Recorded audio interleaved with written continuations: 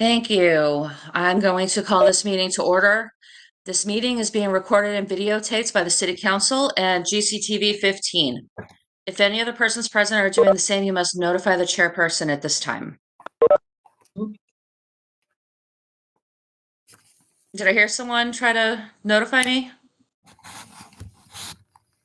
Okay, I guess not. All right, seeing none. Clerk Scott, can we get a roll call of members, please? Yes. Councilor Jarvis, Here. Vice President Gwynn, Here. Councilor Disorder, Here. Councilor Bottomley, Here. Councilor Bullock, Here. President Gilmore, Here. Councilor Lapinski, Broadcasting from the synagogue. Happy Purim. thank you. Councilor Mayo, Here. Councilor Healy, Here. thank you. Councilor Elmer, Here. Councilor Forgy, Here. Councilor Rickett, Present. Councilor Toronzo. Here. Madam President, all councilors are in attendance and you have a quorum. Great, thank you so much. Next on the agenda, we have the Pledge of Allegiance, and this is voluntary. Pledge allegiance to the flag Flag of the United States of America and to the republic for which it stands, one nation, under God, Liberty. indivisible, with liberty and justice for all. Okay, let's see here. Do I have a motion to approve the February 16th, 2022 City Council meeting minutes? So moved, Rickett. And a second, please? Second, Elmer. All right, is there any discussion on this? Okay, seeing none. All in favor, say aye. Aye. Aye. Any opposed, please say nay. Are there any abstentions? I abstain. Who was that who abstained? Wait. Councilor Gwynn. Great, thank you. All right. Next we have communications from Superintendent of Schools. I'm sorry, Kathy, were you trying to get my attention? No, ma'am. I'm just hearing things today. I'm sorry. Okay, communication from Superintendent of Schools and the school committee. Hello, counselors, everyone else. This is Amy. The superintendent sends her regrets. She is not able to join us tonight. She is double booked. I do have just a short update, and then of course I take any questions that you have. I do want to call your attention to one kind of big project that the school committee has been working on. Oh, I should mention before I talk about that, we did unanimously pass the superintendent's budget at our budget hearing on Monday. We'll let you all see that and ask questions in the normal process for the city council to do so. I won't talk about it tonight because I just want to make sure that you all are following along, made aware of a project that we're working on with the New England School Development Council. They are a small nonprofit that helps school districts to work on various issues where they need professional resources. Sometimes they help with superintendent searches.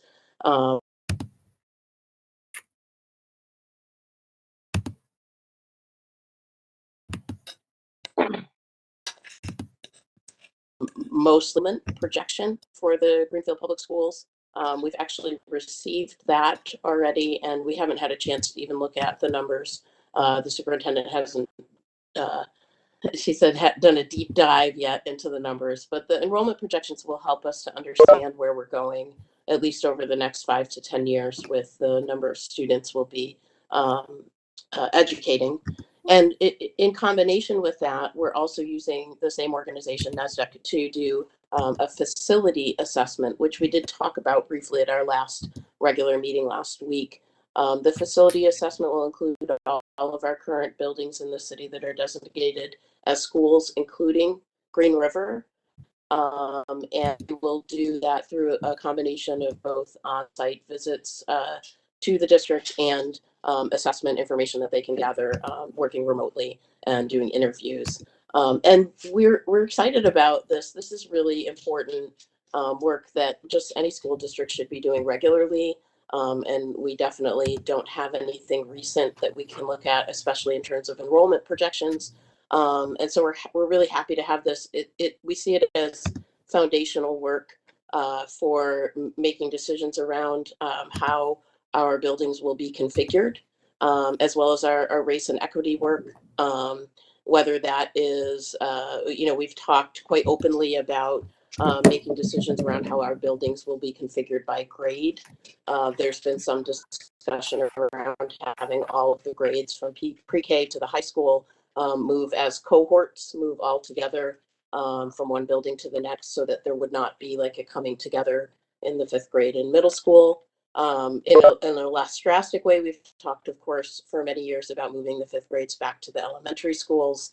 And we've even talked a little bit, because there's a growing discussion among the community members about changing high school and middle school potentially start times to be later, almost reversing the start times. And this work that NASDAQ is doing for us will really help us to be informed as we look at the redistricting, how we use our inventory of buildings, and other things that we need research and data for to make decisions on when the community asks us to make changes or look at different ways of configuring. So we've heard all of that feedback, and we've gone ahead and given the superintendent approval to do both of these. The superintendent herself is an affiliate member of NASDAQ, so we do get them at some discounted rate, the studies themselves.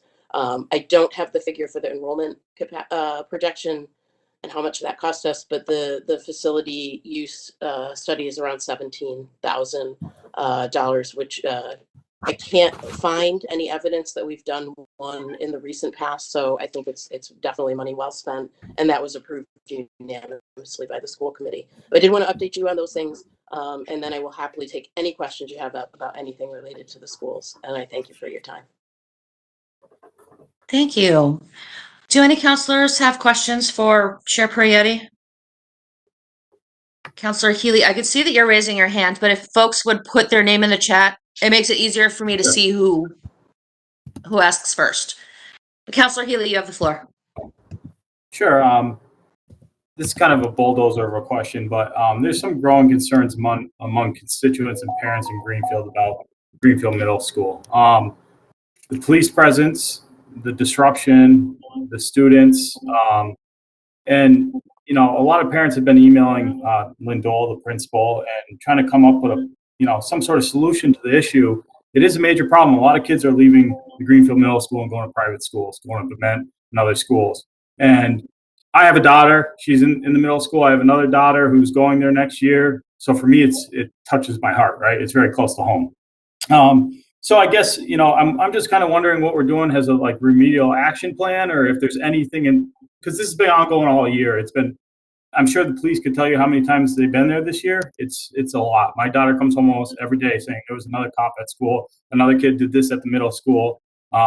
In talking with the police chief, it seems to be more localized towards the middle school. The high school is not quite as bad. So I guess I'm just wondering how this issue is being addressed. I'm sure other counselors are aware of this issue. It just hasn't really been talked about. Sure. So the first thing I would say is I thank you for mentioning it. It's unfortunate the superintendent isn't with us, because these are absolutely not, in terms of day-to-day incidents or operations, school committee issues. It's really, there's a protocol for managing these types of inquiries, and the superintendent, as well as Lynn Dole, and their staff, are prepared every day to answer these questions from parents. I get notified every time that there is an incident where the police are called to any of our schools. can't remember the last time I got one for the middle school. So I would definitely want you to talk to the superintendent about that. It's been at least several months since I was notified of anything at the middle school requiring police presence. The other thing I would say, just in general, as a parent, I'm also a parent. One of my children has successfully navigated the middle school already. One will be there soon. Middle school is a tough time for any district, for any students.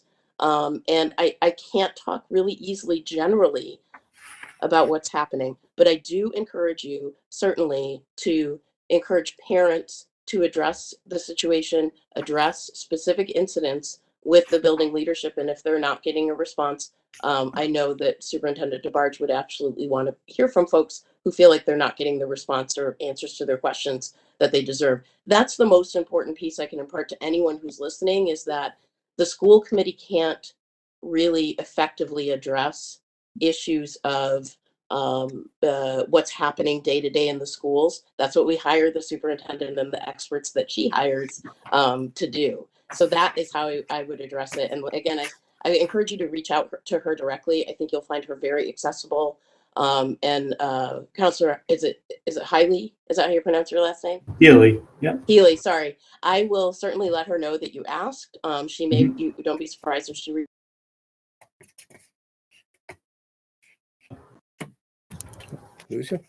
Great, thank you. Counselor Healy, does that answer your question? Yes, it does. I'll reach out to the superintendent. It's just a concern because what you're going to see happen is kind of the teachers are going to start leaving the school system, students are going to start leaving the school system, and it becomes a progressively worse situation if it's unaccounted for. So by no means am I an education specialist, but and I'm not either. I don't work in K through 12 education. I would strongly say that nothing goes unaddressed. So I don't want you to think that there are problems that are being ignored.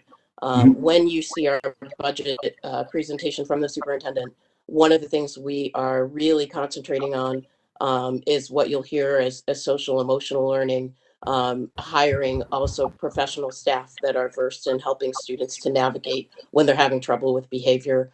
And in all of our schools, we are seeing an impact that having these professionals on staff is having. The middle school is no different. But yeah, the middle school is a hard time. And again, I encourage you to reach out to the superintendent. And thank you for the questions. Thank you so much. Thank you. Next, I have Counselor DeSorger. Hi, Amy. Thank you for that review. I haven't had a chance to look at the budget yet, but thanks for all you do. I have a question about, you had a meeting right after you went back to in-person, and were you able to do at the John Zahn Center an in-person meeting where you had some remote participation by the mayor and I think it was the mayor and another school committee member, and We did and have that a hybrid meeting. I will share up front. It was the configuration of the equipment was a combination of GCTV and our business manager, third-party TMS. You may have heard us talk about them. The equipment that they owned combined with GCTV equipment.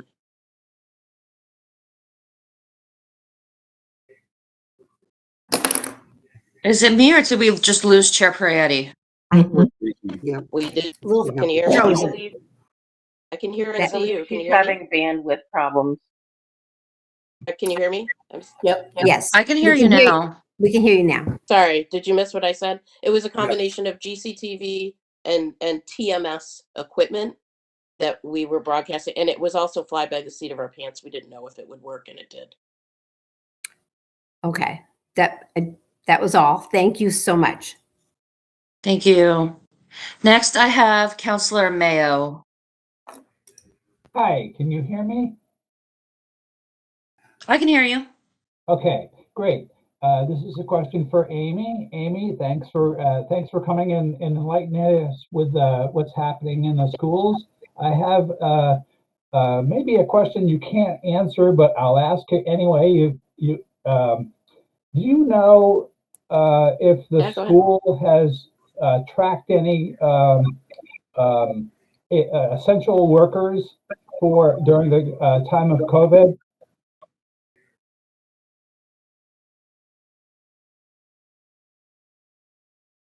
Hello?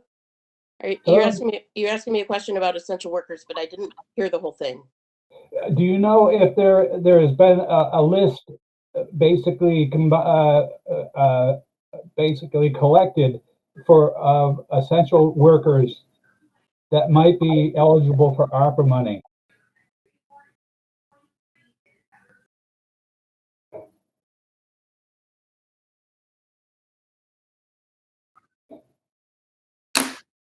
I see that the It's like chairperson is experiencing bandwidth problems again. Can you So she can you knows hear me that. now? If I turn my video off, can you hear me? I can hear you. Okay. I'm sorry if you missed that. I was answering Councilor Mayo's question. It's not any information that I would have. It would be a question that would have to go through the superintendent's office. Okay, thank you very much. Sure. I did turn my that's- camera off just in case that was causing some of the issues with the communication. That has helped. So thank you for being frank about that, and I will pursue that question with the superintendent. Okay. Thank you. Thank you. Thank you. Counselor Jarvis, I see you last. If anyone else has questions, please put your name in the chat. Thank you. Amy, just a quick question, and I don't mean to put you on the hot seat, but I'm going to fine. a little bit. So has there been any consideration about replacing the SRT officer in the schools? I find it very concerning that 3 students that are leaving the schools and moving on to higher education were so concerned about what was going on that they had to write a letter to the newspaper. And I hear from quite a few parents quite vocally that they are also concerned with the situations going on there. Could you answer if you have any intention of replacing the SRT? The first thing I'd like to address actually is that letter. Opinion pieces are not fact. It was published in the opinion page of the Recorder.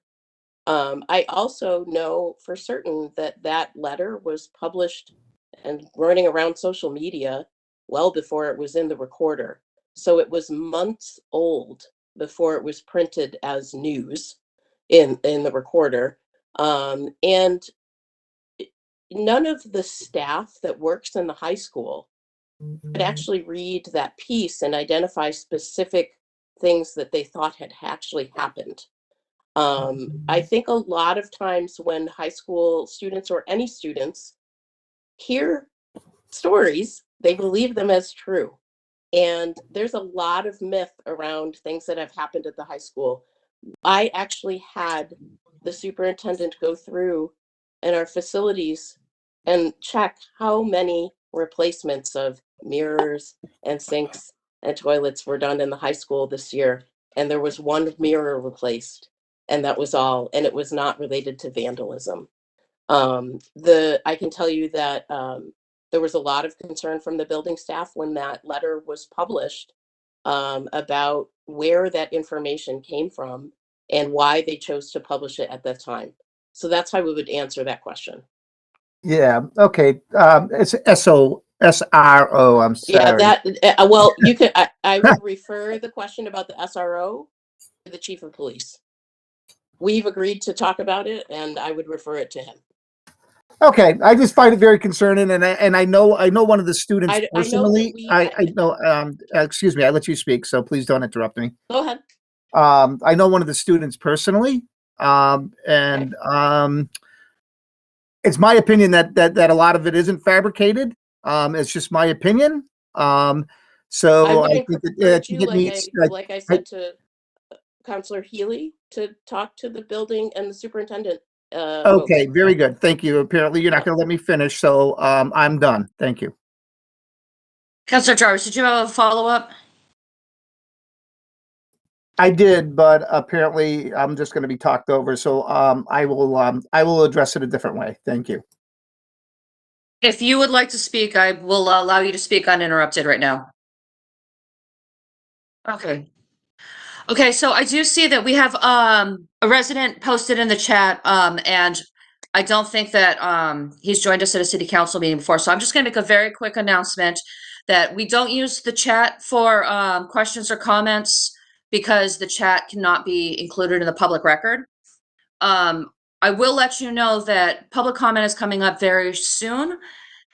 We have communications from the mayor, city officers, employees, and then after that, we're going to have communications from the DPW director. Then we'll move into public comment. So if anyone's curious, you haven't missed it. We just haven't gotten there yet. With that being said, Mayor Rita Gardner, I'm sure you have plenty of news to share with us. Oh, you're done with me?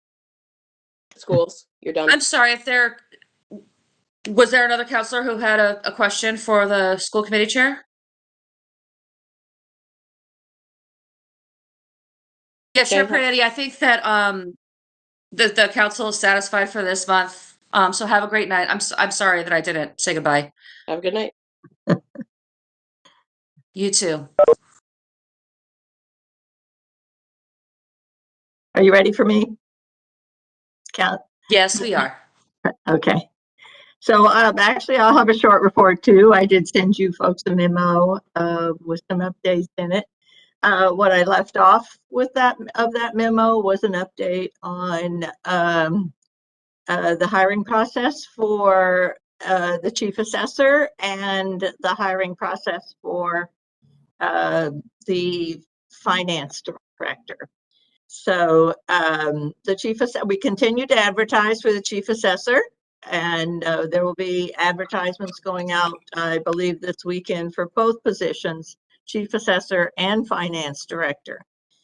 We have interviewed a candidate, former finance director for the city of Pittsfield, so for the finance director position. We did that last week. And we will be calling her back for a second interview.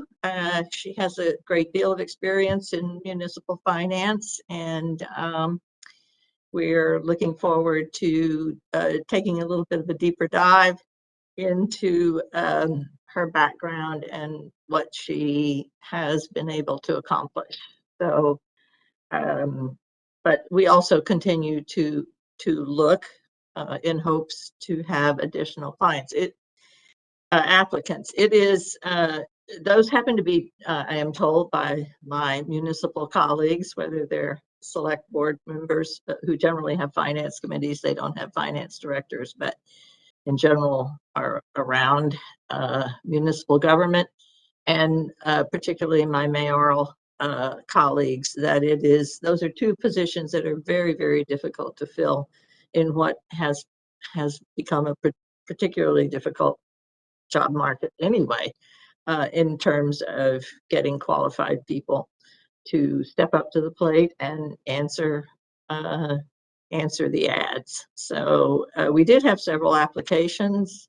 We did have several applicants. By several, I mean we had 4 or 5 for the finance director position, but really this particular woman and 1 or 2 others were the only ones that stood out, and she is the one that ultimately responded to the request for the interview. So I look forward to having that interview. It will not be until the week of April 4th.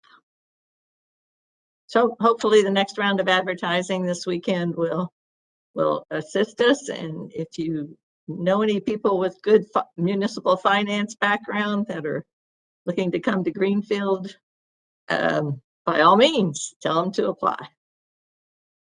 And I think that's it for me this evening. I'm happy to take questions. Thank you. Yes, thank you very much. Does anybody have any questions for the mayor? Councilor Mayo? Are you on mute? Councilor Mayo, you're still on mute. Can you hear me now? Yes. Okay. Yes. I feel like an AT&T commercial. Anyway, I have a question for the mayor, and it's about her response. I sent a copy to all councilors, so it's my concern about ARPA money. The city received $5.1 million in reimbursement for COVID issues, and that some of that included payment for essential workers. And I'm trying to get I requested a list of by department of people who either received or are entitled to and were deemed as essential workers during the time of COVID. And I'm concerned that your response is tied to contractual matters, and those are two separate issues. ARPA money should not be connected with contract talks and raises that are connected to the contracts. That's a separate entity in itself, and it's separate money as well. That the money from ARPA comes from the federal government and is expressly used for reimbursement for COVID issues, whatever the town dispersed on that, and it also includes essential workers. Now, your response to me said that it was impossible for you to give a list of essential workers. How is that possible? You pay these employees every 2 weeks or however weekly it is, so you know who these employees are. And an example, I've had town employees come to me and explain that they have not received any, even though they were deemed essential staff. And I'll just point out one department, and DPW, they plowed our roads during the winter in COVID, and they were deemed essential staff. They've yet to receive any money from ARPA, even though the city has received, or it was slated for 5.1. So I'm looking for a list of people by department who have either received it or are entitled to it. Is that possible? So let me answer your question by also saying, correcting what I actually said in my response to you, and I'm glad you did forward it on to all of the other counselors. So ARPA was not and is not intended to reimburse for COVID expenditures. What ARPA is intended to do is to assist cities in 4 areas of impact that may have come as a result of ARPA, of COVID. Such things as ways in which COVID affected the public health system and the economic engines of the cities, and the economic impact to our small businesses and our large businesses. And it is also intended to assist with greater assistance to expanding broadband and water and sewer impacts. It was also related to, this one's a little bit in the weeds, but lost revenue. And you are correct. It could be used for payments to essential workers. What I did say to you in the memo was that as far as I was concerned, all of the people who work, first and foremost, the ARPA definition of essential workers is fairly narrow, and it does definitely include DPW workers, but it also includes police and fire. And so essential workers, as far as I'm concerned, as far as the city is concerned, given the way we responded to the COVID-19 impacts were that everybody in the city worked during that time. Even when we had City Hall closed, everybody was working. When they were either working from home or they were working in the building. And that is true for all of the buildings. So everyone was working. There were many people that were working over at the EOC that were not included in the group that ARPA was allowing for essential workers. And as far as I'm concerned, every employee that worked for the city of Greenfield was an essential worker. What I said in my memo to you was, I could never find an equitable way to give that money to one set of workers over another set of workers when literally everybody worked during that time. So that's what I said. Now, with some degree of, it would take a little bit of time for the HR to go through and determine between the ARPA definition of an essential worker and who is working for us, and you would have a list. And if you want that list, I'm happy to have them make it for you, but I'm not sure what the end result would be. The payments to essential workers is not, it's allowed, but it was definitely not mandatory. So that's number one. Number two, as I also indicated to you, we received the money from ARPA in 2 payments. So we received approximately $2.9 million the first payment. We have another payment to go, and that payment will come sometime in July and August. And the city has many needs that can be covered by ARPA. So I haven't finished deciding on how that money's going to be spent. And we have until December of 2026 to spend it. So that is basically what I think I answered your question as. So if you truly want that list for some reason, I will attempt to get HR to put it together for you. And the reason, if I may, Madam Chair, as a follow-up, Yes. essential workers are identified in ARPA in its definition.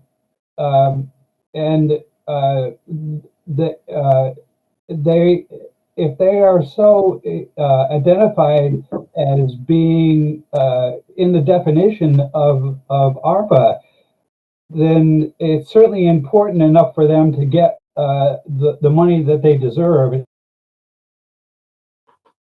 if they are deemed essential workers. And specifically, that certainly includes fire department, police department, and most certainly the DPW.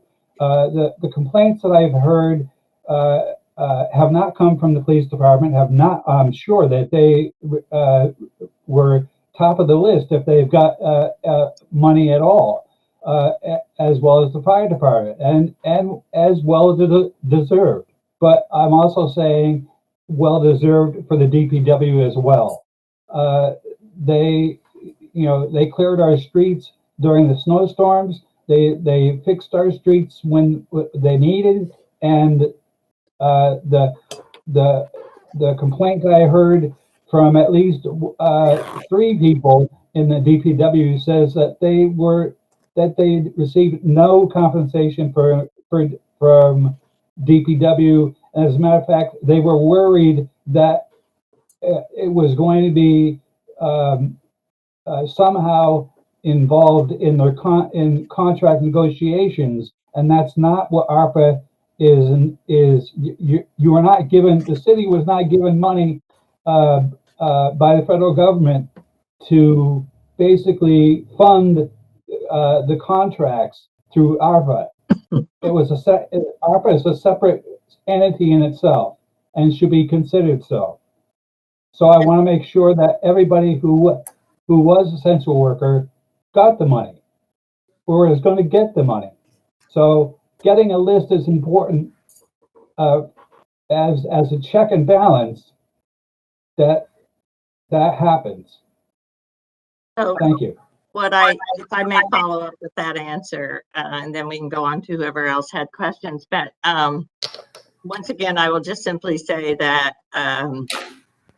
that is one of 4 categories that ARPA money may be designated for. It is nothing in those 4 categories is mandatory. It is subject to review whenever we do make a decision on how to put money forward. And you asked for a list of how ARPA had been spent up to this point, and I also gave you that list. But at this point in time, you are correct. There is no plan at this point in time to use the ARPA money for extra payments to city workers for the jobs that they do, as much as we appreciated it. And that's what I'm trying to get across to you is ARPA designated, I didn't, who is an essential worker. In my mind, it's equally as important to have Clerk Scott and her people doing the daily work that they did as it is the other folks. It's different work, but they were subject when the building is open, and it's been open more than it was closed during COVID. They are exposed to the public as well. Okay, Madam thank Chair, you. may I respond to that? Yes, briefly, but then we'll have to Okay. move on. Okay, I understand. So what I hear you saying, Mayor, is that you are willing to spend it out of 3 out of 4 of the categories identified in ARPA, but not the essential workers. That's not what I said per se. I just said I had no plans at this point to do that. As I said, we have 2 sets of money coming, and we have the next 2 to 3 years to spend it. Okay, one last comment.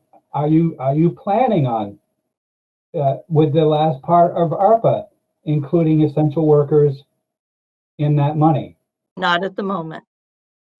Okay, so I'm going to move on because I feel like folks are starting to talk past each other. I'm going to move on to Clerk Scott, and then if we need to revisit this at a later time, we can. Point Clerk of order. Scott, did you have a? Is the clerk authorized to directly address the mayor in this environment? She's authorized to address me, and she asked me to recognize her. Thank you, President Gilmore. I simply wanted to acknowledge that Councilor Lapiansky had a hand raised on his screen that he wanted to make a comment, but I also wanted to let him know that not all the councilors can see that because it's not used on Chromebooks. So I just wanted to acknowledge that he had his hand raised. Thank you very much.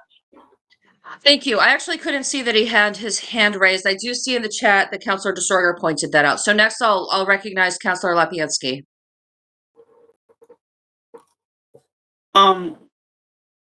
Sure. Well, I would actually like to move the question and move that we conclude the mayor's remarks and move on to the next agenda item. We're not in motions right now, so there's no question to call. But I don't want to shut down the discussion because I can see that there are other counselors who have questions, and those questions might be pertinent to the rest of the discussion this evening.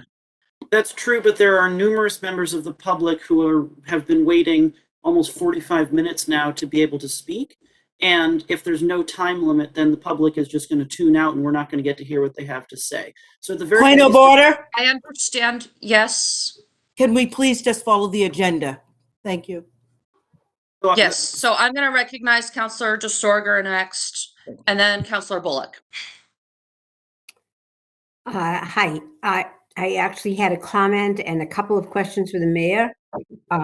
First, I watched the videos. I thought they were wonderful for the city. I loved the word urban. Well done. Thank you, It Counselor. was the short and the long were very good. Thank you. And my questions, I have 3 questions and just a little comment. With the applicants for this is on all departments. I'd asked about, the staffing of all departments, which I know you're doing your best.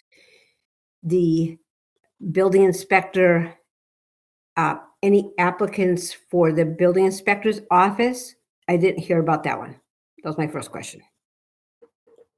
Oh, I'm not, oh, it's almost an HR question. I'm sorry. I don't hear from every department on a regular basis which has applicants or not. I can certainly tell you who's doing interviews. I know that Marlo has many outstanding positions and has had for some time. Talk about the job market and how difficult it is.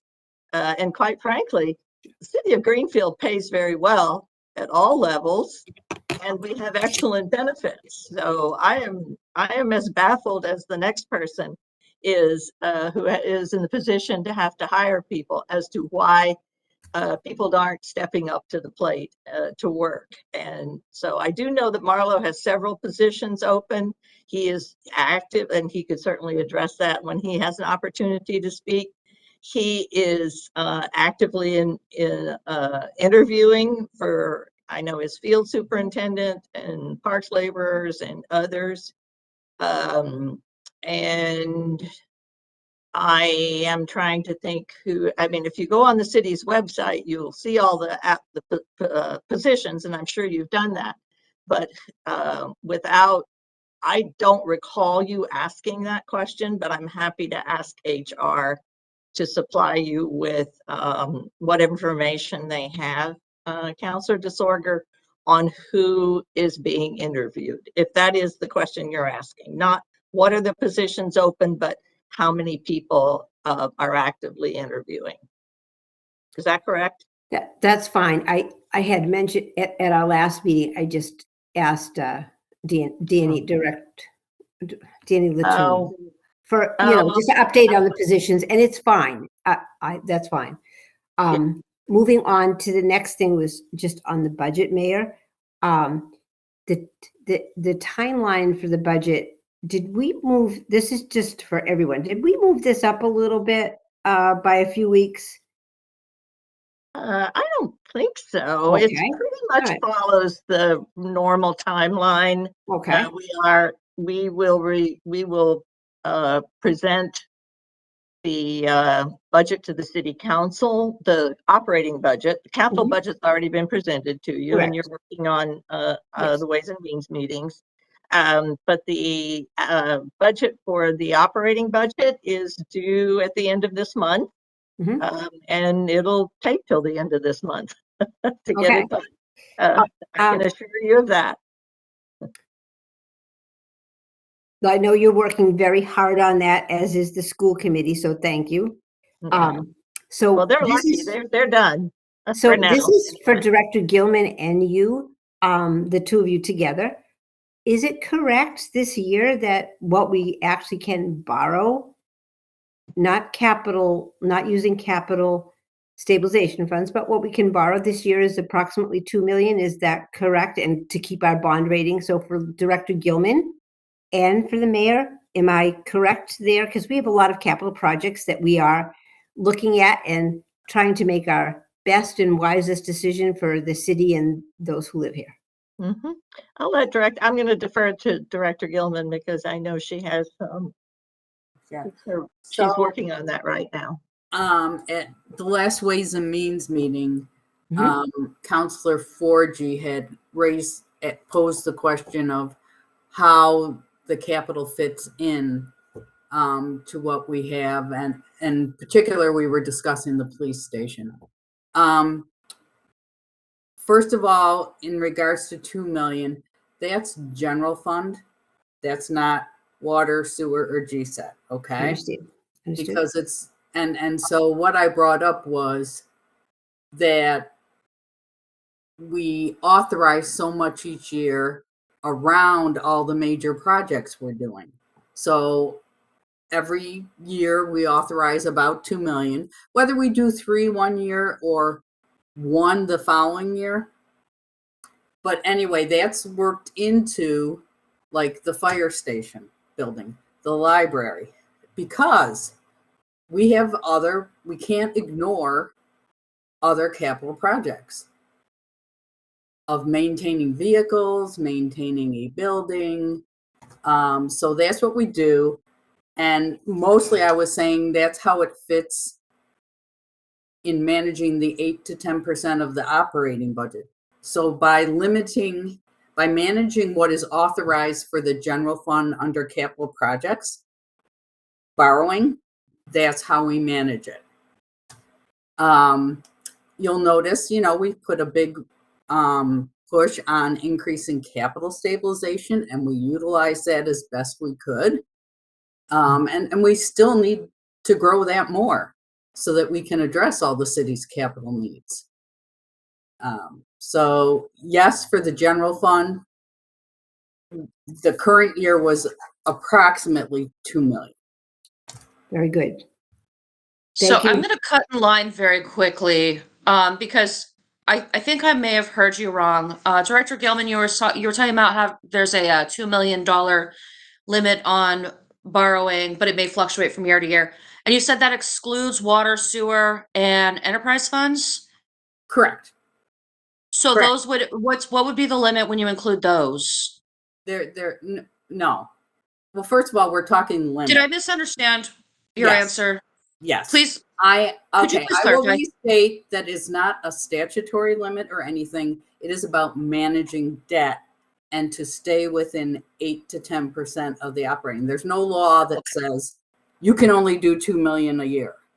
This is about managing your debt. In terms of water and sewer, you would be managing it through rates. And so again, we're very cognizant of that. Okay, thank you. I'm used to hearing it as 8 to 10%. So okay. My bad. Thank you. All right, Councilor Bullock, it's your turn. Jenny had 3 questions. I think I got 2. Oh, I'm sorry. Councilor DeSorger, were you done? I'm sorry, President Gilmore. This is my last thing, and then I'll be silent. Thank you very much. I get that. I know that many of the borrowings come from water and sewer enterprise, and that's different. I just wanted to know what it was that came from general borrowing. But my last comment was, and this is not a complaint, because I think each one of us who is on this call, or video call, virtual call, we're all doing the very, very best that we can. I know I am. I assume that of the rest of us. Why wouldn't I? But when I ask some questions, I ask far too many questions. I know everybody knows that, but it is what it is. I need the answers to make the decisions for everybody that lives here. And I was just wondering, just putting it out there, and this might have been a fluke, but if we could have the answer to the questions that I ask or that any other council asks, like for 3 to 4 or 5 days ahead of time.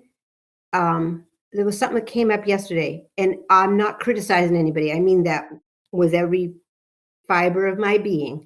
I'm not criticizing anybody, but I can't look at it that day.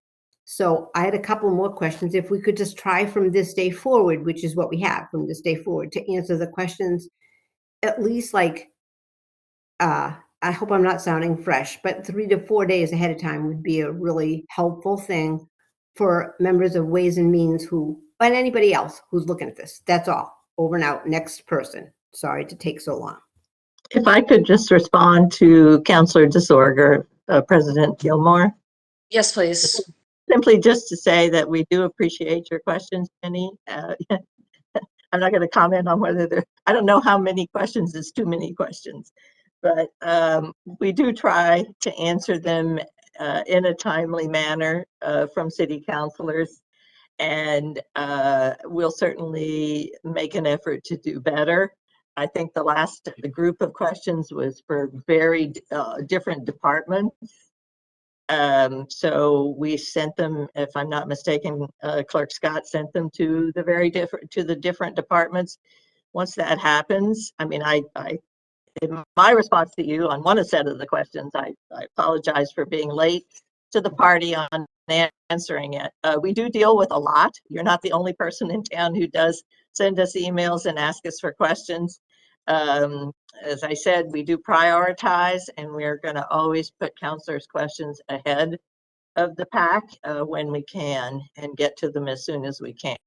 But I would say, given the budget season, given what we are asking our departments to do, to go back to their budgets and look for potential savings here and there, they're doing a lot of work administratively, along with their regular duties. So, but we will certainly, I take your point, and we will certainly do a better job. Thank you. Thank you very much. Oh, great, thank you. All right, Counselor Bullock, you had a question also. I do. I have two questions, and I'm happy to take these offline, like through email after the meeting. One, the first question is, I'm really wondering, and this is more for everyone else on the call, is there an accessible budget of what that first ARPA payment was used for? And then is there a projected budget for what the next payment would be used for? Like specifically, line item. And then my second question is, my understanding of Congress's intent with the ARPA funding was, right, these specific categories that cities and towns and municipalities and states could use the government funding for.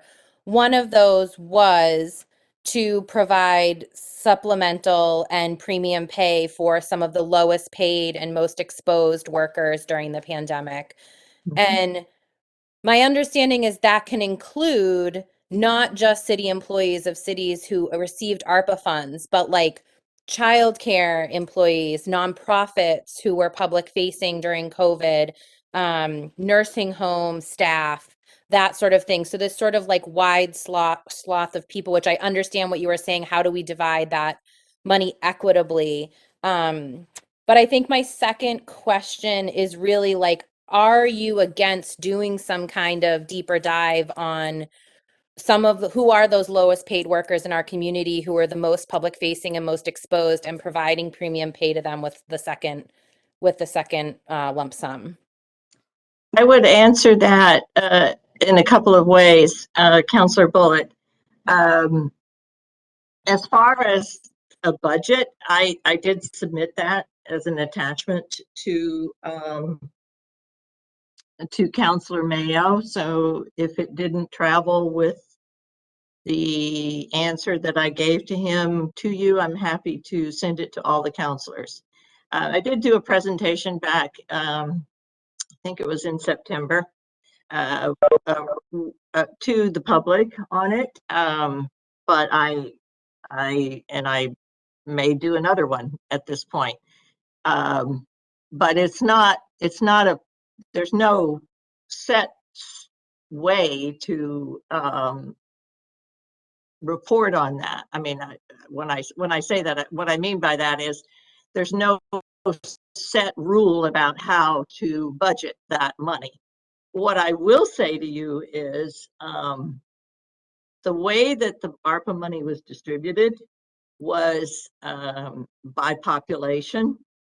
So the city of Greenfield received $5 million. We did not receive $32 million like the city of Northampton, I believe, in that vicinity, nor did we receive upwards of that amount, somewhere closer to $40 million, as the city of Pittsfield did. So not all, and if you really want to hear a gross number, the city of Springfield got $150 million. So what I can do with $5 million is a lot to help the whole city of Greenfield, and that includes our businesses as well as the people that rely on broadband who have not had an opportunity to get broadband because GSAT has to to fund the different distribution of broadband with the money that they have in hand. ARPA was specifically designated to be able to cover those areas of the city that had not been able to be covered. Consequently, we did commit to that so that people have the ability to use internet all over the city of Greenfield. So we have different ways. We have a lot less money to deal with and different ways to use it. So I am not adverse to giving a second look at that, but I just want to caution you that I am not able to give the kind of money that other cities might be able to do when they set out to do that. So with that said, I will submit again to the whole city council the ARPA funds as they have been expended to date. Thank you. That would be helpful.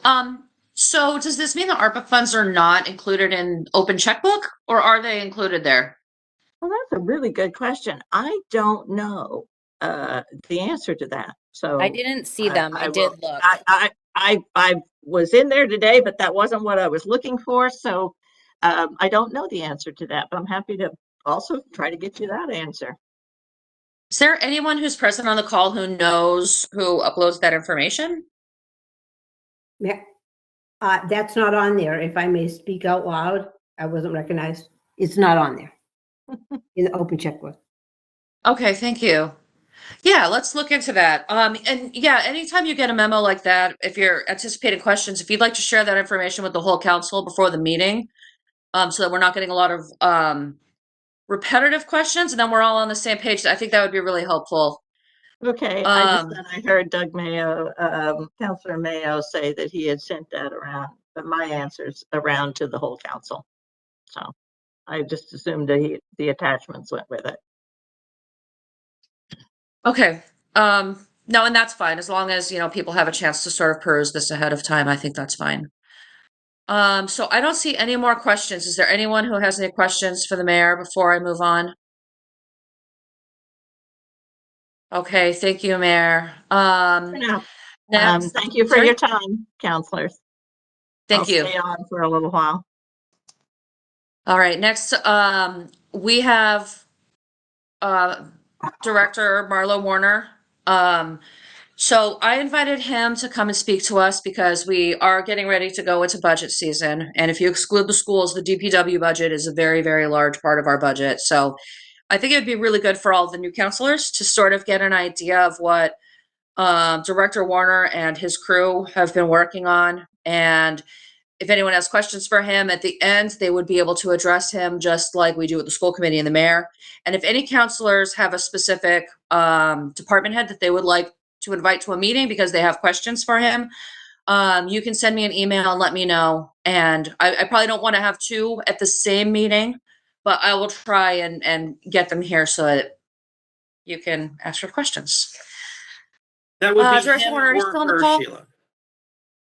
I'm sorry? Point of order. Department heads can be females as well, him or her. No, I'm sorry. I didn't mean to use exclusionary gender markers.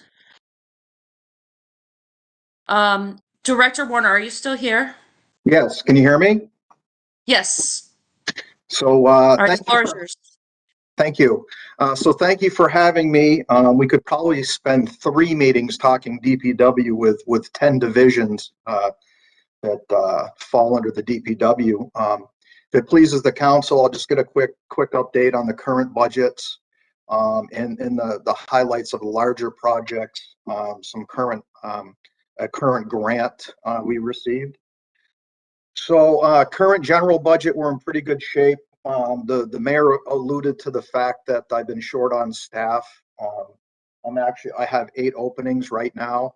We've had pretty consistently 5 since May and June. 5 of those are in the general budget, and that breaks down to 2 in the solid waste collection area, 1 in the forestry department, also 1 mechanic, and 2 in the sewer department. So I have 2 offers out there right now for one of the sewer positions and in the forestry position. We'll wait to hear. And as the mayor said, we will be interviewing for the field superintendent starting tomorrow, and I have interviews Friday. But I must say, I've done a lot of digging, trying to figure out why we can't hire labor. You're seeing it on the news. You're seeing it everywhere. I'm the president of the Tri-County Directors Association. I have a lot of contacts, Hamden, Hampshire, and Franklin County, and everybody is dealing with the same thing in the DPW world right now. Labor is really tough. So the other thing that affected hiring throughout the winter is on February 7th, the federal government made it a little bit harder to get CDL licenses. Before you could train in-house, they get their permit. That's a commercial driver's license to drive the larger trucks. Everybody has to have one in the DPW world. And they changed the requirements to where you can't train in-house and you have to send them to like a NETS driving school, which is very expensive per employee. So if we hire employees, we've always hired employees with no licenses and trained them, brought them up through the ranks. So that kind of threw a little wrench into things. It turned into having to, strike agreements with the union, how long they're going to stay after we invest a large amount of money in them. But just recently, I applied for the DPW to be a trainer, and I also applied for 209 Wells Street to be a training facility, and I've been approved for both with my name on it. So that's through the federal government. I hope that can save us money. We're putting the training program together now in the portal. So, but all this stuff takes time on top of our busiest time of year is the winter, believe it or not, in the DPW, getting ready for the construction season. So.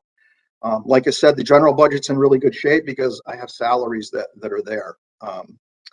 So the water budget is pretty thin. I think most of us are aware of the water main situation back in July and August, and we had our typical winter with 5 or 6 breaks on top of it, water breaks. Sewer is in pretty good shape. Central maintenance, we're in pretty good shape. And that's a generalization because we're going to be fine, I believe. Water is going to be the closest one, and I'll work closely with Liz on that as we approach June. Snow and ice budget, we might as well, since spring is here, we're all done, right? So I got about $49,000 left in a $217,000 budget. We've had 24 events, four we plowed. People say, where'd all the money go? Well, we treated ice all winter long in the middle of the night. When you treat 2 or 3 times with salt in one ice storm, when it's 20 degrees and rains for 8-10 hours, that just like triples a snowstorm cost of a complete plowing event. So salt went up 20% this year in the bids. So the budget went pretty quick, but we were night owls on most of the storms. We were out there and no one saw us, but anyways, I do believe we're going to make it as long as we don't get a storm Nemo 36 inches on Easter or something, but I think we're going to be okay. I don't think we're going to go deficit. But that pretty much covers the budgets. Some good news lately, I applied for a grant through DEP back in the fall, working with Ty and Bond. We were awarded an asset management grant for water and sewer, something we've needed. It's going to be about a $146,000 project. The grant was worth $87,634. We cash match with $45,000, and in-kind services $13,000. And for those who ain't familiar how that works, the cash match is obviously our match for the grant, the way it's set up, which I'm budgeted for. We're going to start this project late June, early July.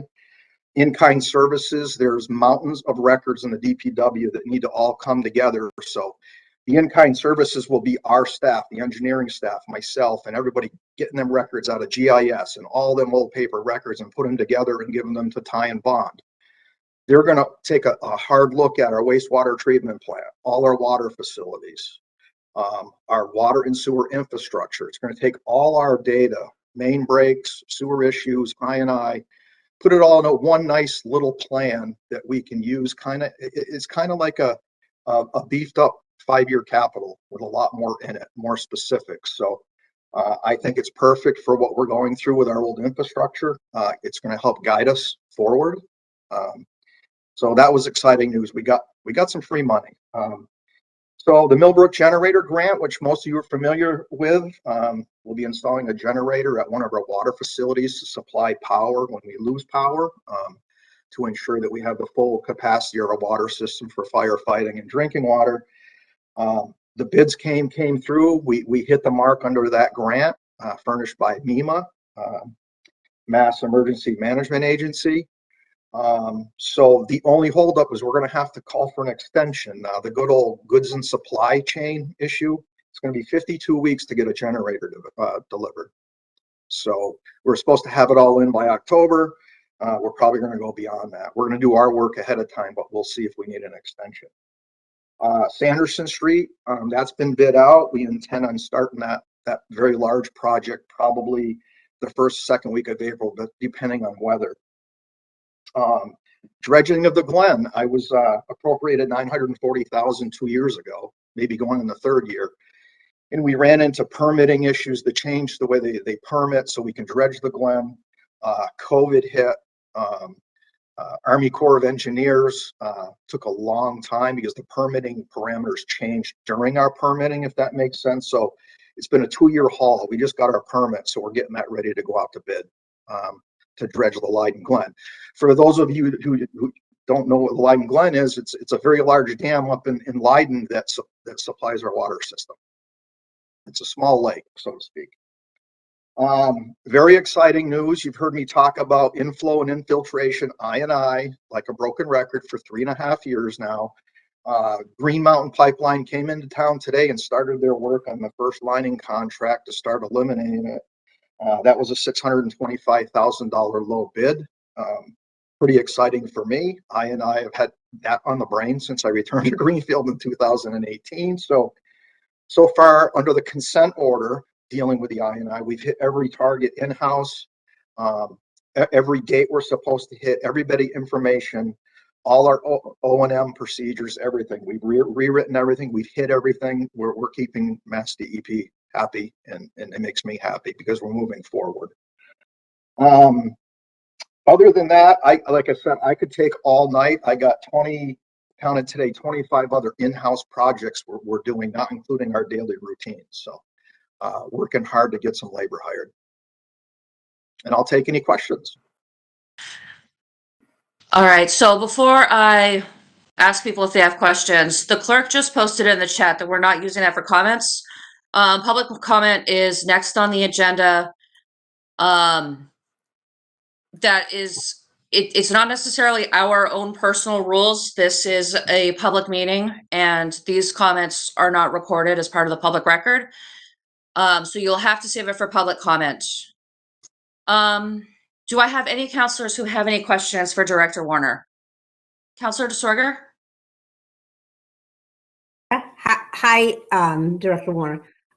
So for the benefit of everyone to go over, just while you're talking, while you're here presenting to us, the consent order for DEP, this is something that we've been working on for quite a while to keep the water safe. How long do you anticipate the inflow and infiltration? How many years will that be before we're finished? And about how much more money would we need to be spending on that? So that's a great question, Counselor. So we went through Wright Pierce. Most of us may recall I was funded 3 different allocations for Wright Pierce to do an evaluation, which included cammering, smoke testing, dye testing of all our sewer lines to investigate where we were having inflow and infiltration. So what came out of them 3 evaluations, 3 reports, was all the manholes that were being infiltrated, cracked pipes. We even have a few catch basins that are tied in, not a few, like 13 or 15 tied into the sewer system. So every time it rains, we're getting rainwater. That's part of our I&I. So the overall in the evaluation and estimated cost is $5.45 million to complete what the evaluations found. Now, we're also doing some of the small repairs in-house as part of the 20 projects I just mentioned. We're going to be replacing pipe segments, replacing manholes, the ones that can't be lined, so on and so forth. So it's tough to say. I would like to see a great big drop in I&I in the next couple of years. I think we can come in under the $5.45 million because we have a collections crew that excavates every day. So we can do some of the work and offset some of that funding. So, I mean, the consent order didn't say you need to eliminate your I&I in 3 years. They wanted the evaluation, and then now they want a construction plan. So I supply them with my capital plan, and they also have to hear about the appropriations and how we're moving forward. So at the end of the year, we will send a report to them, hit all the target dates during the year that they're looking for, and we'll also report at the end of the year the 625,000 lining project, and they may take a look at numbers at the treatment plant, see they're dropping like crazy. That's my hope during a rainstorm. So that was a long answer, but there's a lot to it. There's like 36 pages in that consent order. So. Thank you. Counselor, was that? May I follow up, Councilor? Yes, please. President Gilmore? Last one. So that's a liability issue, keeping our water safe.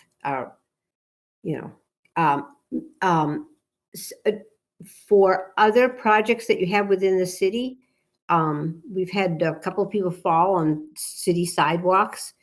Do we have any other liability issues that you see with DPW besides I&I and sidewalks where people have there's injuries or potential for harm for all of the projects that we have listed? That's my last question.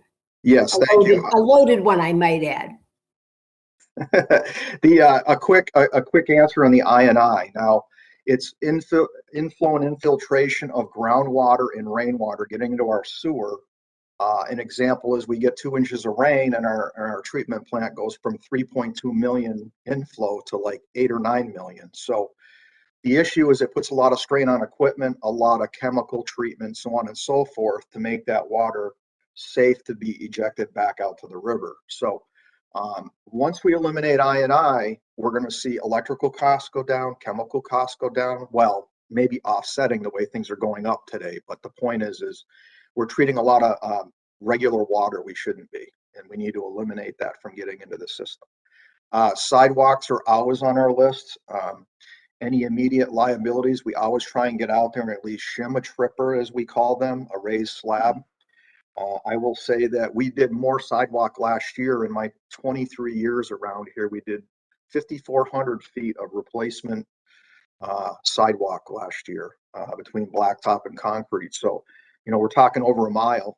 We got many miles to go. Jenny, as you know, we talk a lot. So same thing this year. I got to have the labor come in, and we're going to do a lot of in-house sidewalks, and then hopefully I get the appropriations so that we can contract another larger project out. So roads, real quick, roads.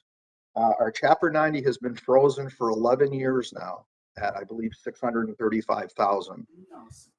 Construction costs to repair, preventative maintenance, or routine maintenance on a road has gone up 37% in 11 years. So when you're talking prevailing wage, bringing a paving contractor in, it's very obvious we're not getting the road miles that we're supposed to get.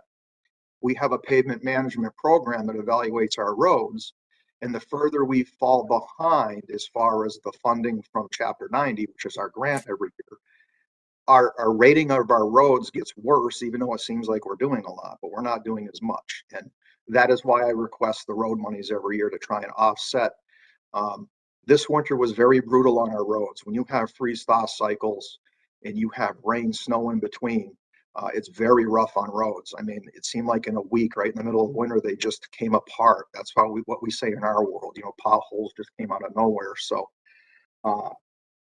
a winter like this is very, very hard on roads. So obviously that's a liability too, in my opinion. Everything we do can be a liability, but we try and take that liability out the best we can. Thank you. Thank you. I'm glad our roads still look like Buckland. All right, Councilor Toronto. You had to say that before you asked me to speak.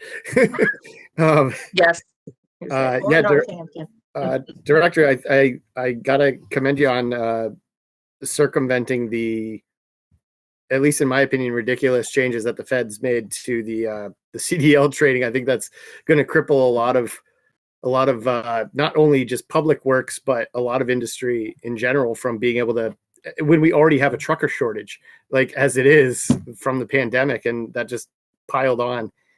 So I'm very happy to hear that you took a really proactive action in that early on and you got approved for it. Easy kind of question. The Millbrook generator, I know the Millbrook goes back and forth. I live up in that area and it goes back and forth across and under roads and all this. Is that generator going down at the water pump facility where the solar installation was just put in? Yes, that's the Millbrook well fields. It at this point in time, it has no power if we lose power on the north end of town, and that's actually supplied power from a substation in Montague. Oh, wow. That part of the town. So when that substation goes down, we have no power there. So we have no way of treating the water, analyzing the water. So we have to shut Millbrook down when we lose power. And I think Councilor Toronzo, I grew up in the area too on the Yep. Plantation Circle, and Yeah, me too. I know, right down the street. Yeah. So when we had the Halloween storm back in Yeah. 2011, we ran off generator at Elk Hill for almost 2 weeks. Millbrook was down. It's not a good feeling if we get a major fire. We can supply it, but we're going to have low pressure everywhere else. So this really puts some robust backup into our drinking water system and firefighting protection. Okay. It's right now. I live right on the road where that on Log Plain. So I see all the trucks going by all the time to get down there. And I'm not shocked to hear that you have did you say it's a year backlog on the generator? Yeah, 52 weeks. That was a little, a bit back before we opened the bids. Right. So basically 52 weeks from 2 weeks ago. Okay. So maybe we'll see it sooner. It's going to be a propane fire generator, and those are a little bit more backlogged than diesel.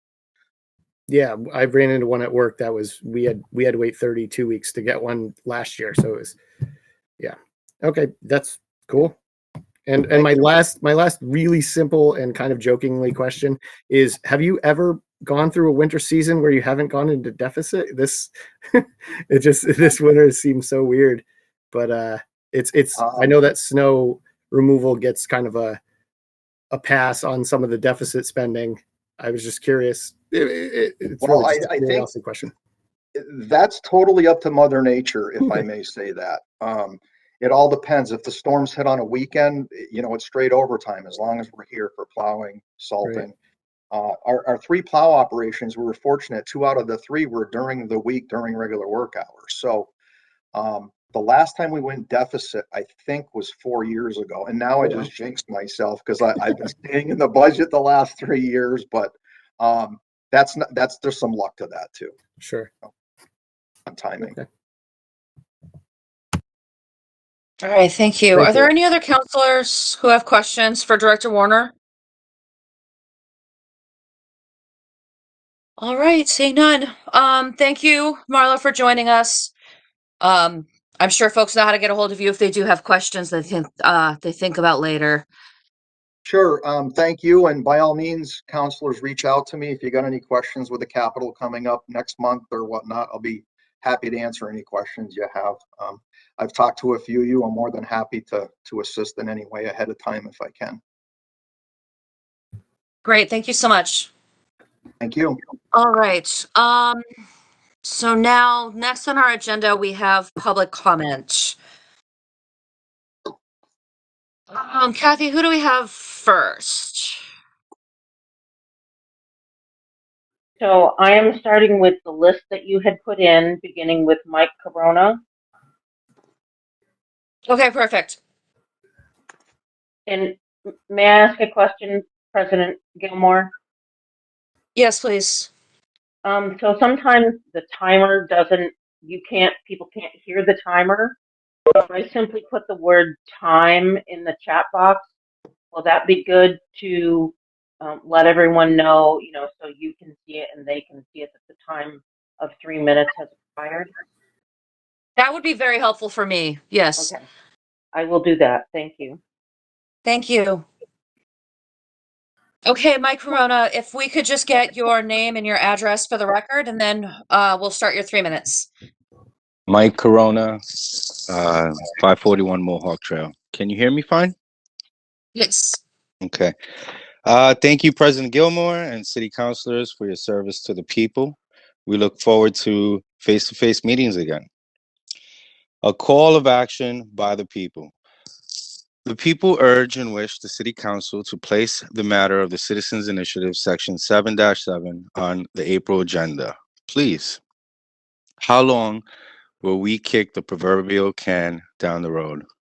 The issue is important, is an important matter for the people of Greenfield. Spending 2 minutes and 39 seconds is an insult and isn't the type of attention or transparency the people had in mind. With all due respect, when government officials take the oath of office, it isn't a suggestion to protect and secure the people's rights. It is a legally binding contract to protect and secure the people's rights. Please do the people's work and secure more voice, not less voice, with Section 7-7. The people are calling for the City Council to send Section 7-7 back to the Ordinance Committee and ask them to spend more time and incorporate the people's petition to make 7-7 the same language and signature requirement as a citizens referendum, Section 7-8. This past election, the majority of people voted no on question 1. It wasn't a suggestion, it was a directive. This is your turn to show the people if government works for the people or do the people work for the government. I strongly suggest a call of action for the people listening to this meeting to get others involved. You may ask yourself, how do I do it? It's simple. Learn and teach about this important matter. Al Norman has led a valiant effort in pushing this matter forward. He's written some great articles in the Recorder, as well as many others, such as Eric Hollowell, Sandy Kosterman, Sean Thomas, and me. But we need more people in order to have proper effect and force behind our grievance, or else it's just 10, 20 instead of 100, 500, 1,000 people petitioning our local government. Imagine 100 or 1,000 of us sending emails, speaking public comment, showing up to meetings. You think they'll pay more attention to what we the people wish? You could bet your Patriots tickets on that. Share with friends and family and neighbors. Start talking again. Without you, the people involved in the active, nothing moves. Because if it did work without the people's involvement, then we wouldn't be here petitioning our city councils to do the work of the people by taking up this matter and redressing our grievances. Email the city councilors and let them know the people want more voice, not less. Without the people's involvement, there is no representation of the people. What you get is what we got, an uphill battle with the city council to do the people's work. Thank you. Thank you. Okay, so following that same list, the next person I have is Erica McGee. Good evening.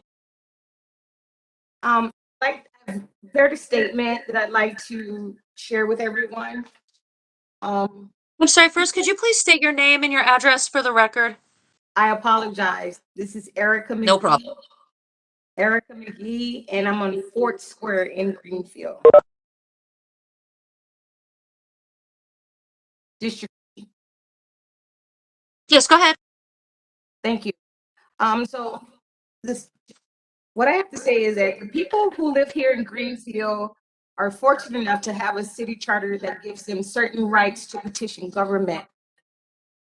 Two of those rights are citizen initiatives and citizen referendums. These rights are somewhat similar, but not the same.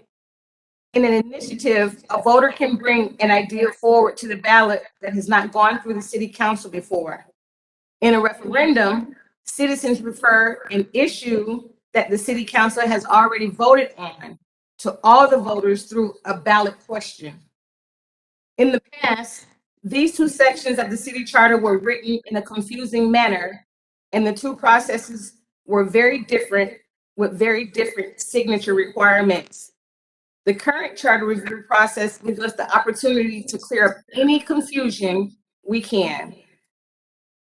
citizen referendum was a major public policy decision in 2021, going to the ballot last November when voters challenged the idea of raising the number of voter signatures required to get on the ballot.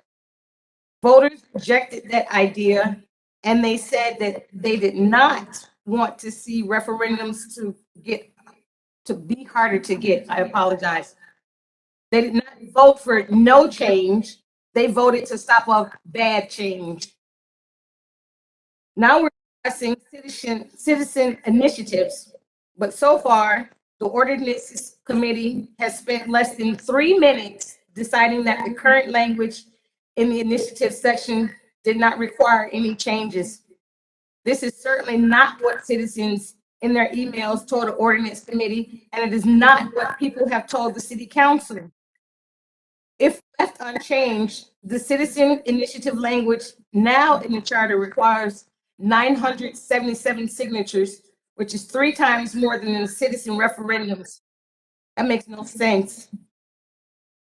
I've heard concerns raised that the process for the citizen initiatives and the citizen referendums need to be more similar, and that the number of signatures needed for either should be the same.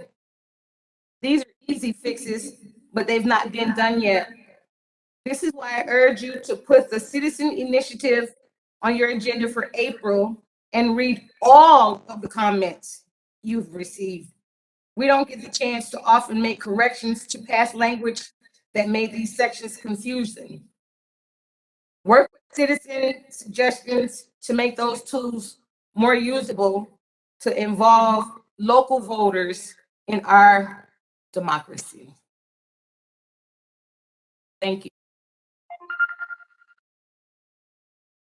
Thank you.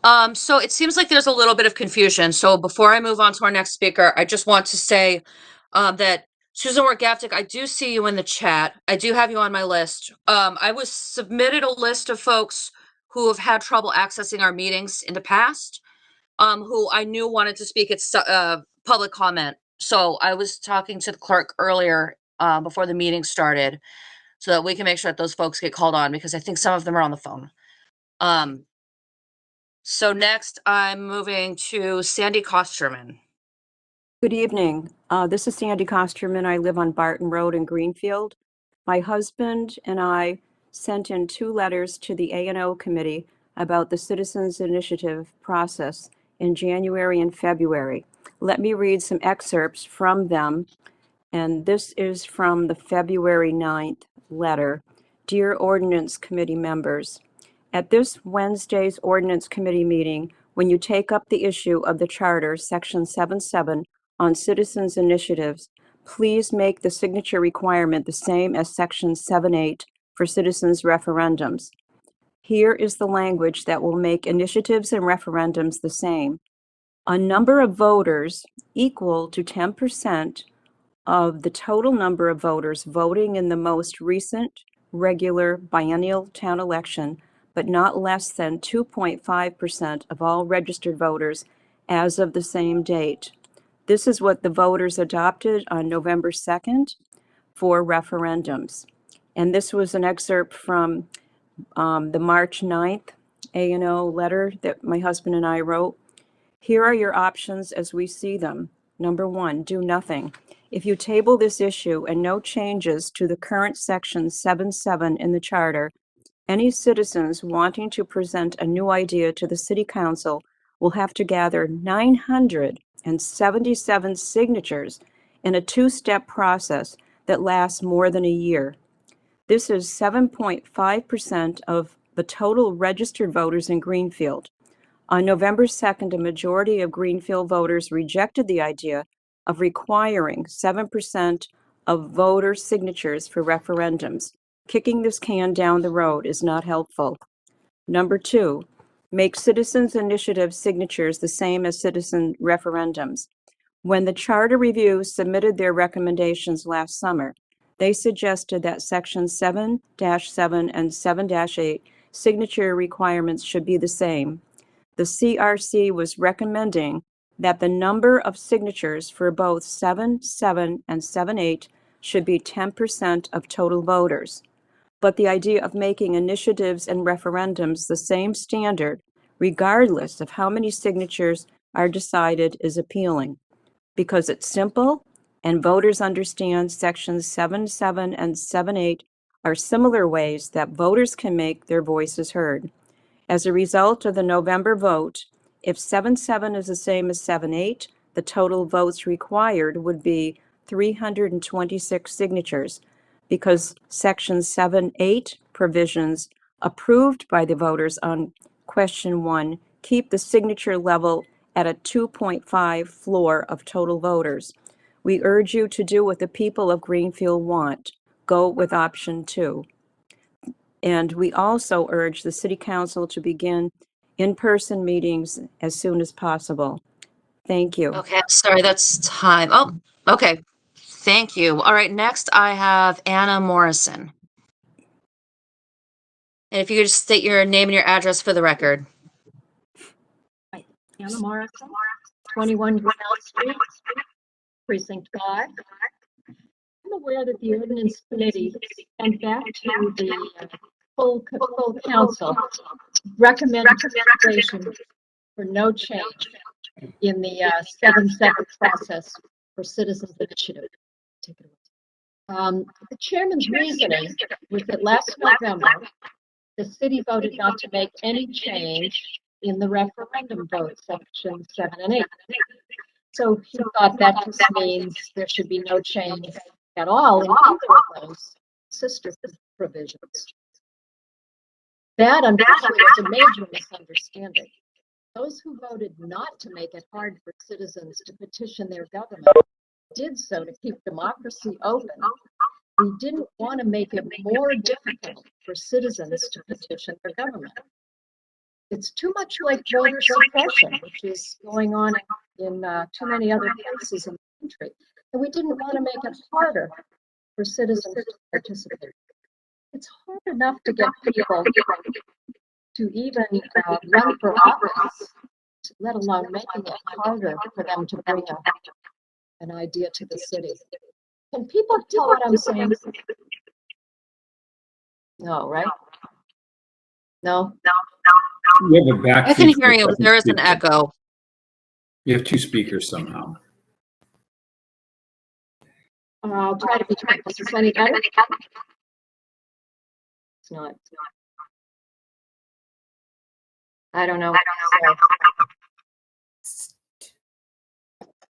I see that she's logged in twice, and I don't seem to be able to object one of them. My apologies that I can't be of assistance. And is it any better now? Well, I'm urging people to take up section 7.7 separately and to make it match section 7 and 8. And I think that's all I could say. I don't know why it's happening. Sorry. Thank you. Thank you. I apologize if I mispronounced your name, but the next person I have on my list is Mitch. Is it Spate?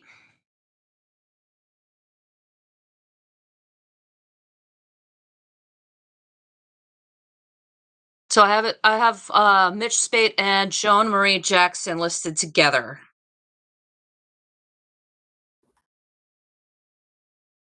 Okay. Doesn't seem like they're here. Next I have Steve Fernandez.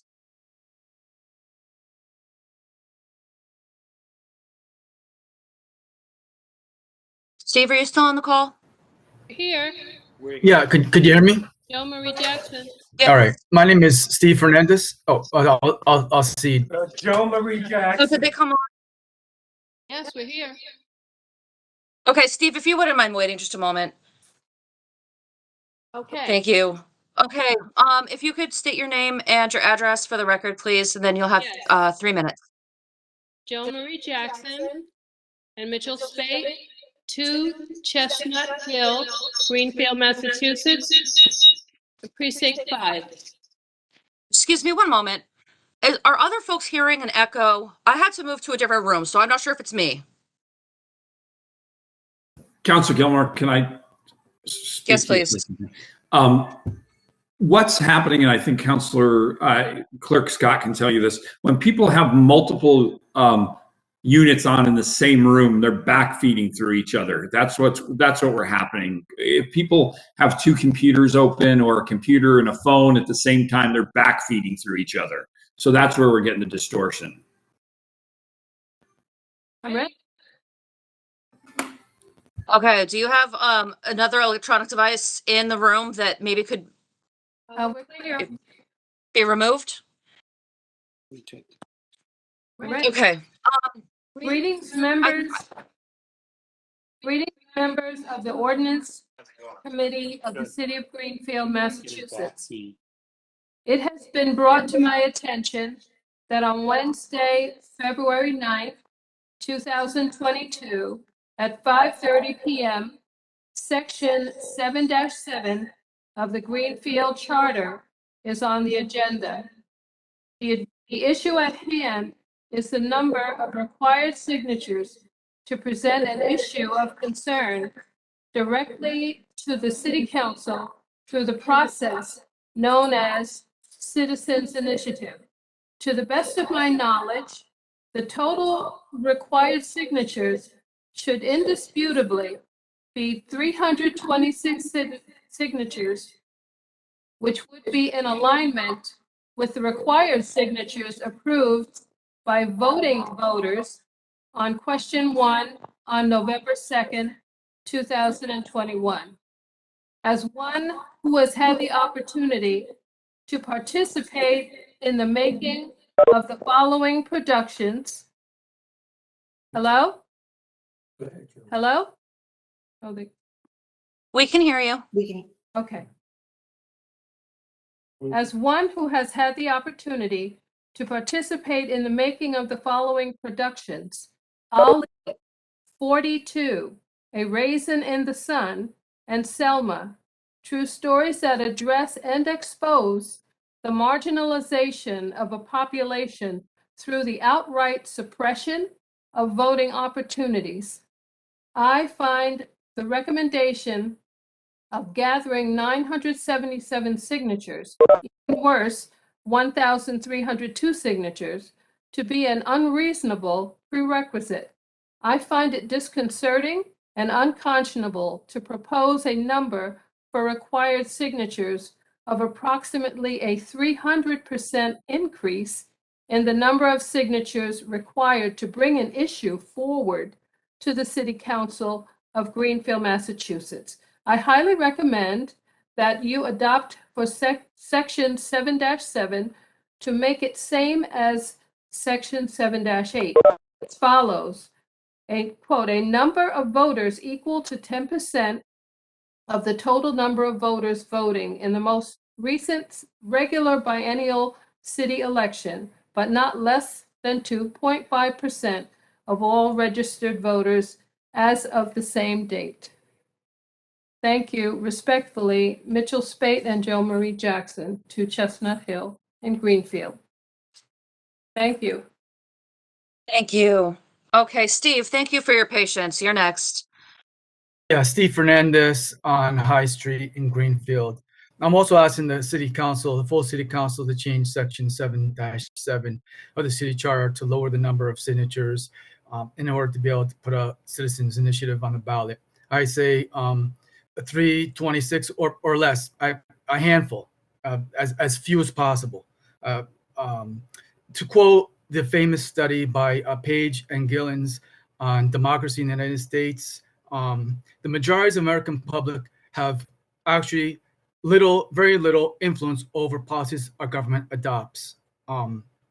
If policy making is dominated by powerful business organizations and a small number of affluent Americans, then America's claim to be a democratic society are seriously threatened. We don't have a democracy. Look at the last elections in Greenfield. There's very small political democratic engagement in Greenfield. Was something on the order of 25%, maybe a little over 25% of registered voters actually voted. With the current numbers based on registered voters as opposed to people who actually vote, that means that about a third of the people who actually vote have to be a passing an initiative. We need those number of signatures to pass initiative. That's anti-democratic. I'll go further and say, looking at the most recent census from Greenfield, there's about 16,895 people, 90% are white. That's about 15,206. For people of color, 10%, about 1,690. So what we're saying is if there's initiative that is of concern to us, folk of color, that it may be hard for us to explain to some white folk, as progressive as they may consider themselves to be, we need to get about 60% of our communities to support an initiative according to the present law. And whereas the white population is about 6%, six versus 60. So that's extremely anti-democratic. It's freaking racist.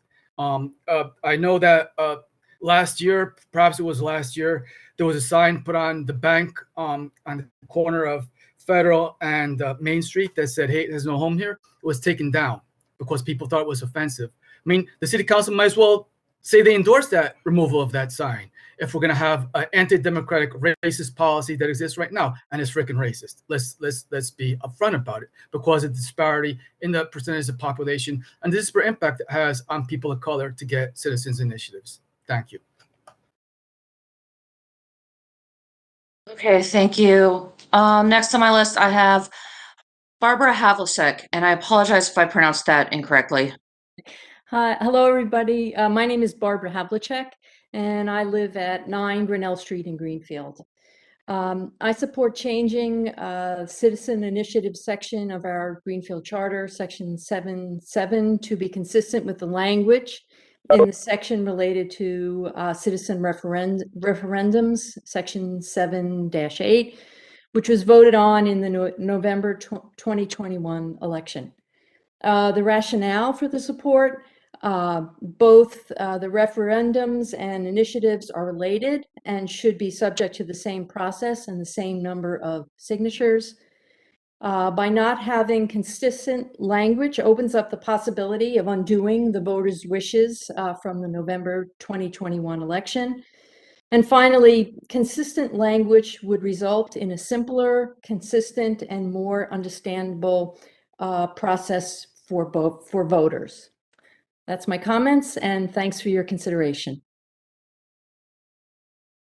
Thank you. Next I have Stephanie Duclos. Can you hear me okay? Yep. Okay. I just noticed the time. You guys are like troopers.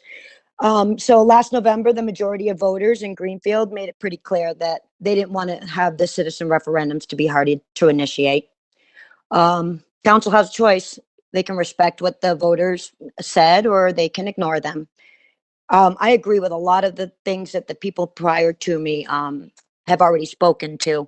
I had this beautiful speech all written out, and I'm like, well, I can't really say it better than the people before me.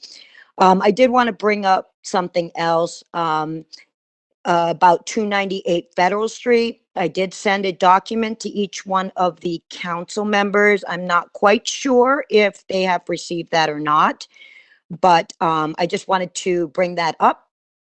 Also, I didn't want to take off the point because I really do believe that 7.7 and 7.8 are not, they are intertwined, and to go against what the people voted in November seems futile and it seems unjust. I mean, I really couldn't have put it any better than Mr. Fernandez did, that sometimes people don't understand the reasoning behind a petition that be brought to the council. To make those initiatives, those referendums harder for the people to have a voice, it is anti-democratic. But I want to keep it short because I noticed the time, and I want to thank you guys for all your hard work. I know I reach out to you guys an awful lot, and I appreciate all the feedback you guys give me back in my emails. Keep up the good work. Have a good night. Thank you. Thank you. Next on my list, I have Mary Ciano, but my understanding is she's not able to get into the meeting. If someone is able to assist her, I can come back. But I'm going to move on to Susan Wargaftit.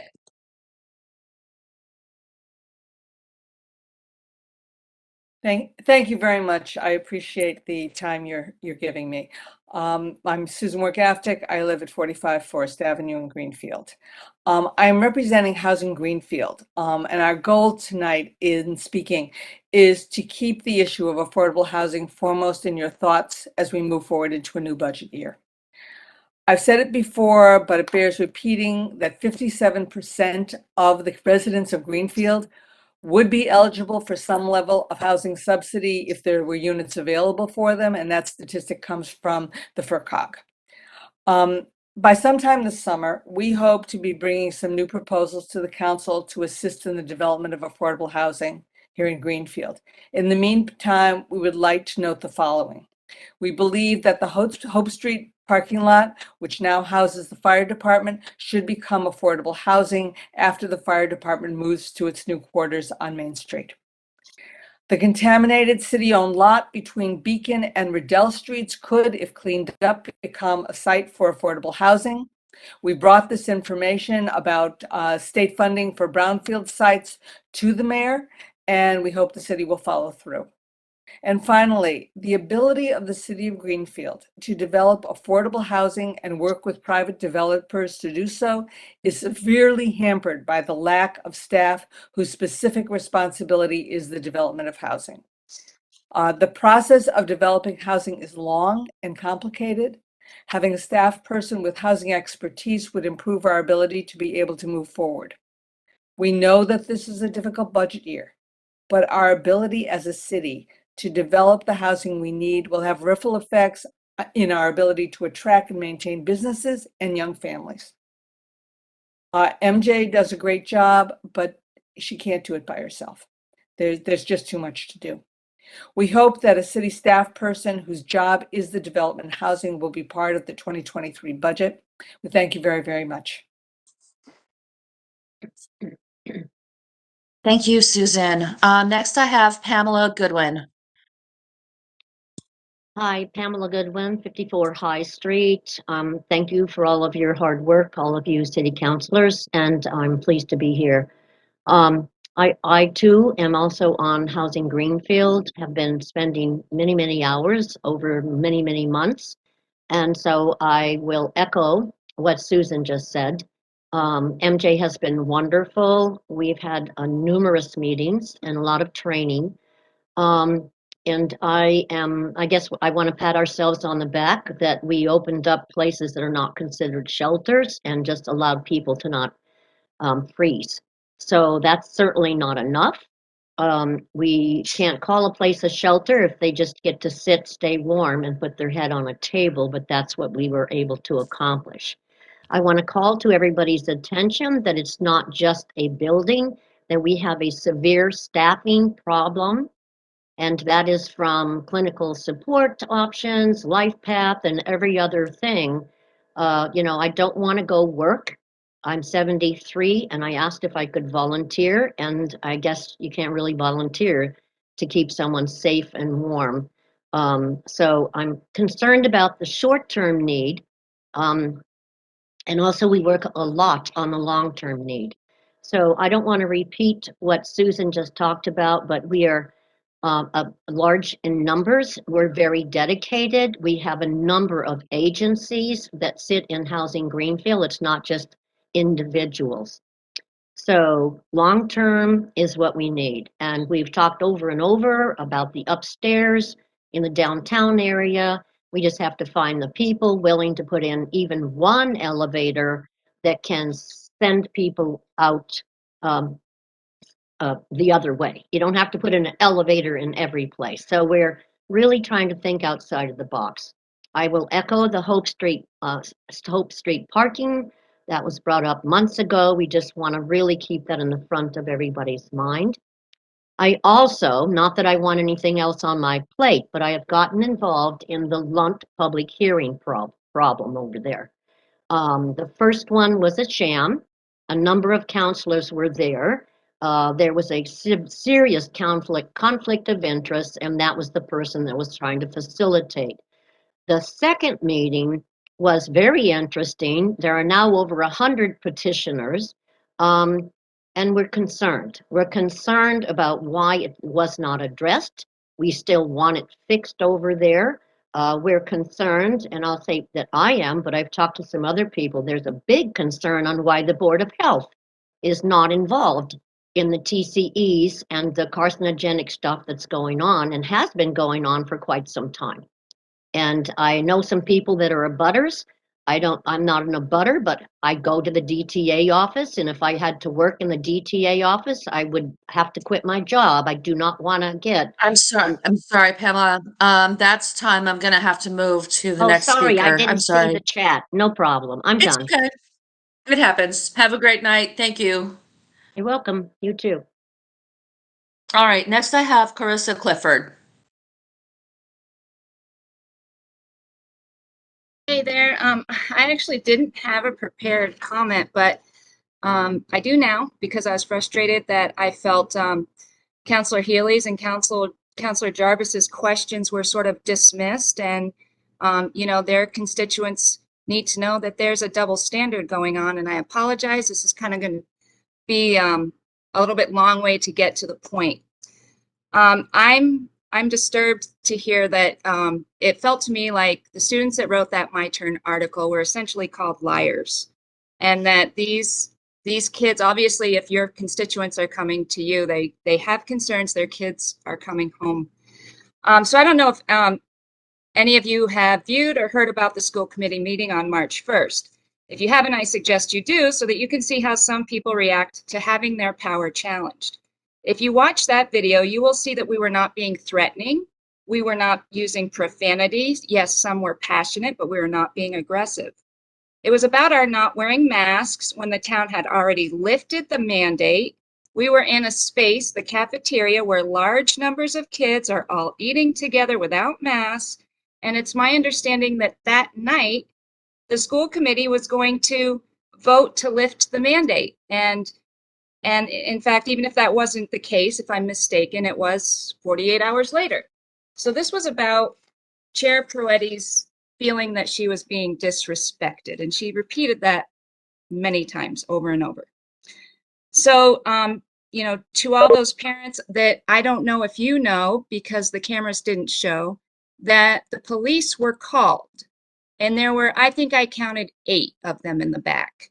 And if you look, you will see clearly that we're not threatening. I mean, most of us are over 50. We couldn't take anyone if we wanted to.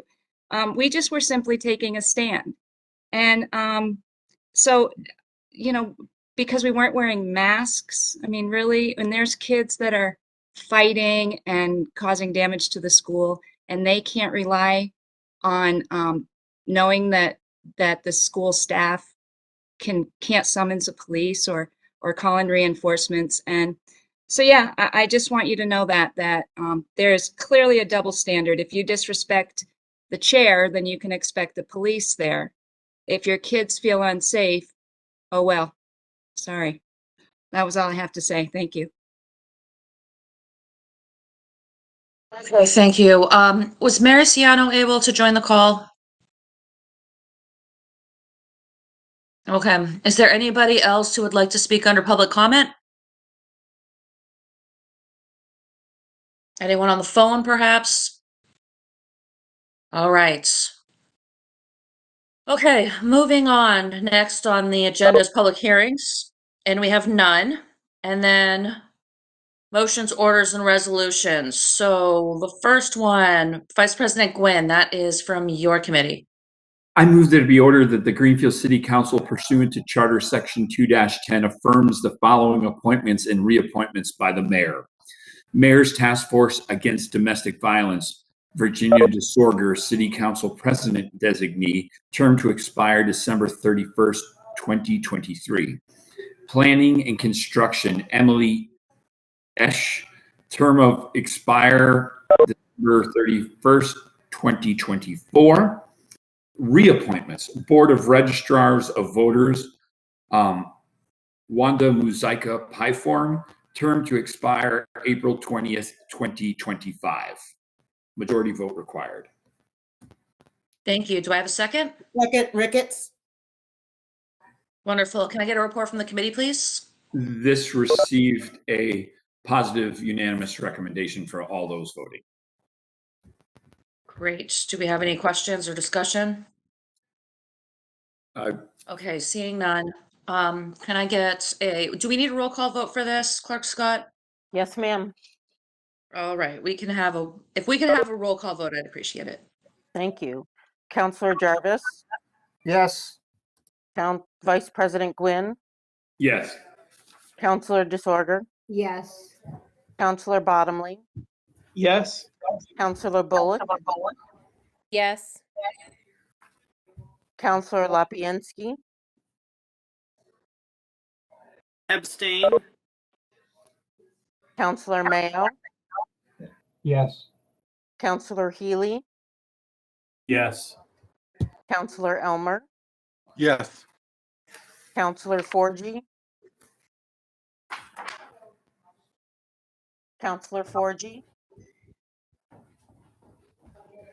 Sorry. Yes. Counselor Ricketts, Yes.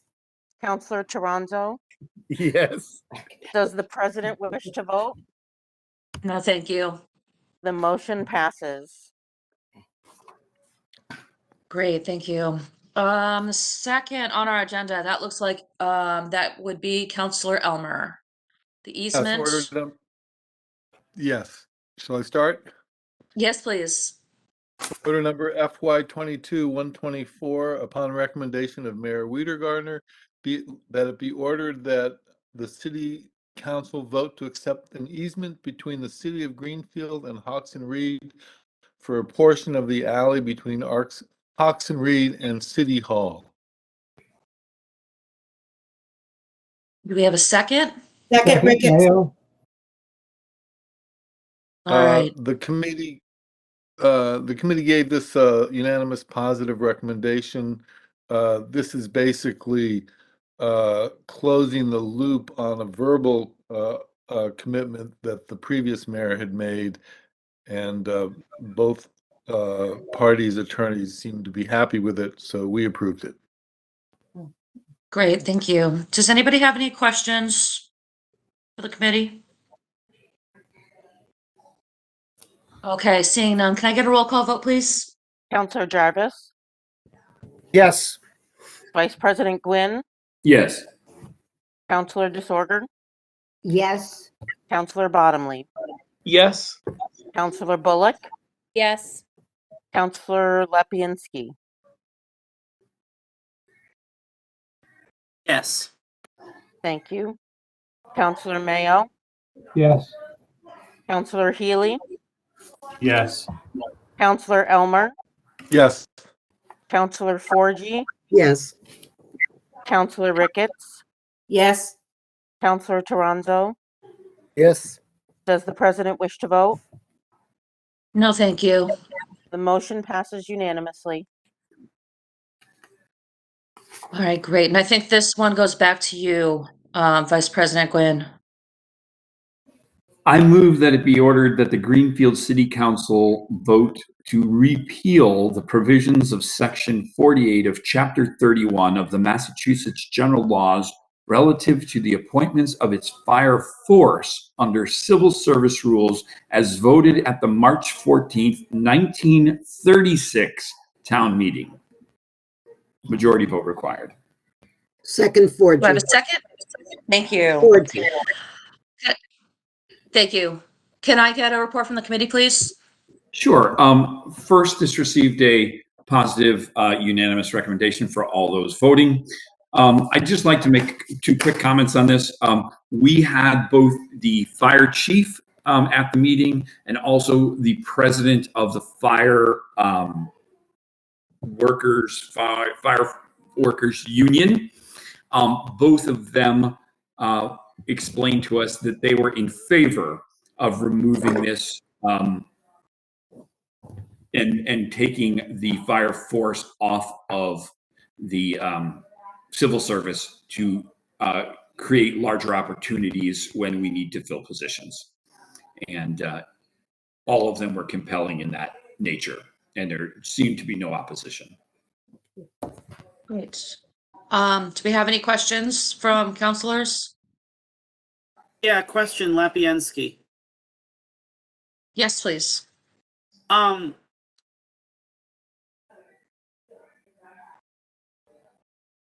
You know what? I'm sorry. I blanked on my question. I'll ask it later. That's fine. Is there anyone else who has a question on this motion? Okay, I don't see any, so I'm gonna ask for a roll call vote. Counselor Jarvis, Yes. Vice President Gwynn, Yes. Counselor Disorder, Yes. Counselor Bottomley, Yes. Counselor Bullock, Abstain. Counselor Lapiansky, Yes. Counselor Mayo, Yes. Counselor Healy, Yes. Counselor Elmer, Yes. Counselor Forgy, Yes. Counselor Ricketts, Yes. Counselor Toronzo. Yes. Does the president wish to vote? No, thank you. The motion passes. Great. Vice President Gwynn, next we have 2 charter amendments. I move that it be ordered that the Greenfield City, whoops, I'm sorry, hold on. Let me put me back on Memorex here. Take I 2. move that be ordered that the Greenfield City Charter, Article 6, Administrative Organization, Section 6-11, Public Safety Commission, subsection E, Review of Written Complaints, be amended as indicated below, with the strike-through text to be removed and the bold text to be added. Section 6-11, Public Safety Commission. It would be striking police and fire, adding public safety departments, and the conduct of employees of those departments. And that the city council further instructs the city clerk to submit the approved vote to the legislature of the Commonwealth of Massachusetts and request said legislature to amend the city charter. Second, Mayo. Do we have a second? Second, Mayo. Thank you. Thank you. Can I get a report from the committee? Sure. This was a positive, unanimous recommendation. This was a bit of a housekeeping piece. It used to refer to public, just to police and fire. It's now public safety, which takes in other departments like EMS.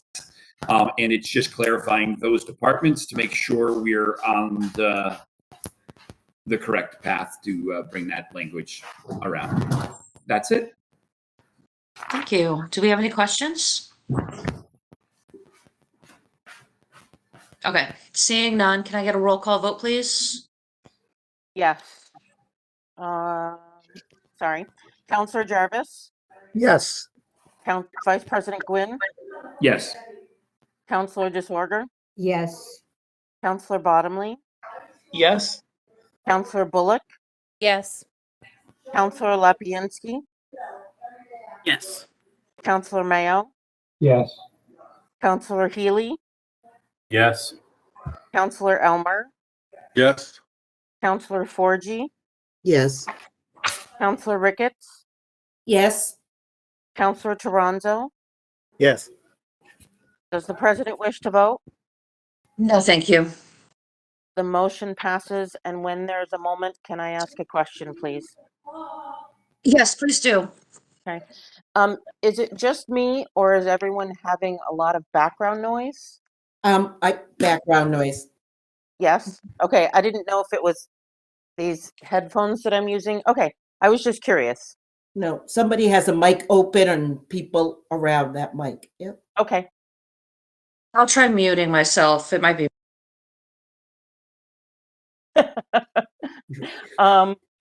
It looks like that may work, President Gilmore, but I can't be sure. Well, hopefully. Okay, there you go. Okay, next, Vice President Gwynn. I move that it be ordered that the Greenfield City Charter, Article 7, Elections, Election-Related Matters, Section 7-12, Recall Election, subsection B, Recall Petitions, be amended as indicated below, with strike-through text to be removed and the bold text to be added. Section 7-12, Recall Elections. One moment. Do we have a second? Said I 40. think I have to read this whole thing first. Right, I thought there was more to it. Oh, I'm Yep. No, I think I heard. it's very, Sorry. there's a lot of piece to this. So, recall elections, recall petition. The strike-through version, or it's not really a strike-through, it's adding of an individual precinct. The voters and affidavits containing the name of their individual precinct elected officers sought to be recalled, and a statement for the grounds for the recall. The City Council further instructs the city clerk to submit the approved vote to the legislature of the Commonwealth of Massachusetts and request said legislature to amend the city charter. Second. Thank you. I apologize. The way you paused, I thought you were giving me a report from the committee. No, that's all right. I was looking to see if I had to read the whole chapter and verse and not just highlight the questions. So let me give you just a quick piece of background on this. What happened with this? This was meant to streamline the individual precincts versus at large. When a individual precinct is up for a recall election, it should only be that precinct that's recalling their precinct counselor. If you had left it in the old language, it would have been townwide to get that number. And that's not how they're elected. Because if you're a precinct counselor, you're elected by the precinct, not by the municipality. So that's what this does. It brings it in language to be correct in that at-large counselors still have the full council with the 100, but it changes the number to be adequate for precinct counselors. And that was, and I think Councilor Forgy, if I've erred on that point, being from the committee or President Gilmore, that's where this came from. That's correct. Oh, very good. And how did the voters vote on this one? I'm sorry, the counselors. It was a unanimous recommendation based on more of a maintenance piece because we had this happen and this needed to be addressed. Wonderful. Does anybody have any questions? Councilor Okay. Lapinski has his hand up. Yes, please. I just want to use this as an opportunity to go on record saying that while I support this particular change because it makes the process more efficient, I oppose the process of recalls in general. Okay, thank you. Did anybody else have any other questions or comments? Okay, seeing none. Can I get a roll call vote, please? Yes, Councilor Jarvis, Yes. Vice President Gwynn, Yes. Councilor Disorder, Yes. Councilor Bottomley, Yes. Councilor Bullock, Yes. Councilor Lapinski, Yes. Councilor Mayo, Yes. Councilor Healy, Yes. Councilor Elmer, Yes. Councilor Forgy, Yes. Councilor Ricketts, Yes. Councilor Toronzo. Yes. Does the president wish to vote? No, thank you. The motion passes. Great, thank you. So that's it for motions, orders, and resolutions. Do we have presentation of petitions and similar papers? Is there anything like that for us tonight? Looks like that's a no. Report of committees. Do committee chairs feel like they would like to report on what their committees have been working on, or do we want to save that for another night? Sheila, I can make a brief report. Great. Is this Councilor Bottomley? Yes, sorry. It's okay. Go ahead. Yeah, I'll just mention real briefly what we talked about. CRE had a resident approach the city council with concerns about housing violations that were affecting his quality of life and other renters in Greenfield. We had at our disposal really a staggering amount of public records related to the offenses of one particular landlord. Those violations went back many years and were documented by many departments, including the health department, the building inspector, fire department, police department, and tax collection. Given the disturbing nature and the volume of repeated violations, it was the consensus of the committee that some kind of action should be taken. So after discussion, we arrived at a solution in which we could authorize the city council president to bring this matter to the attention of the Attorney General's office. One way to do this was through a possible resolution, and that's about as far as we got in our meeting. Thank you. Yeah, and I'll tag on to that. I did mention at the meeting that it wasn't something that I would feel comfortable doing unless I felt like the entire council or the majority of the council, I don't want people to feel like I'm speaking out of turn. Okay. Were there any other committee chairs that wanted to offer a report from their committees? Okay, next we have unfinished business. Sorry, unfinished business. Do we have any? Oh, Councilor Tronzo. Yeah, I kind of piggyback, not to say piggyback, but because Councilor Bottomley had just brought this up. When we were in committee discussing it, we had thought of the idea of forming a resolution for this. If that were the appropriate way to, as you said, like have the backing of the city council behind what if we were going to ask you to talk to the AG about this.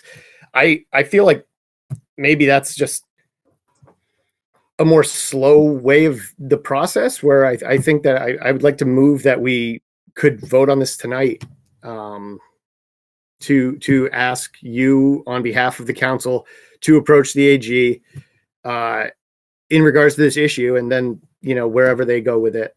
Okay. That's up to them. So Do we have a Second, Lapiansky. Okay. Does anyone have any questions or concerns? Is it clear what we're voting for? Yes. Okay. So in that case, Clerk Scott, could we get a roll call vote? Yes. Point of order. Yes. Can I just get clarification on exactly what we're voting for in form of either a motion or a piece before we vote? Because it really is kind of hypothetical at the moment, is exactly what we're asking. Sorry, it may not have been as clear as I wanted to be. Oh, no, that's right. That. Oh, right. President Gilmore, I don't know if that was coming from you as they're asking you to do it, or it's coming from Councilor Toronto. So however you handle it.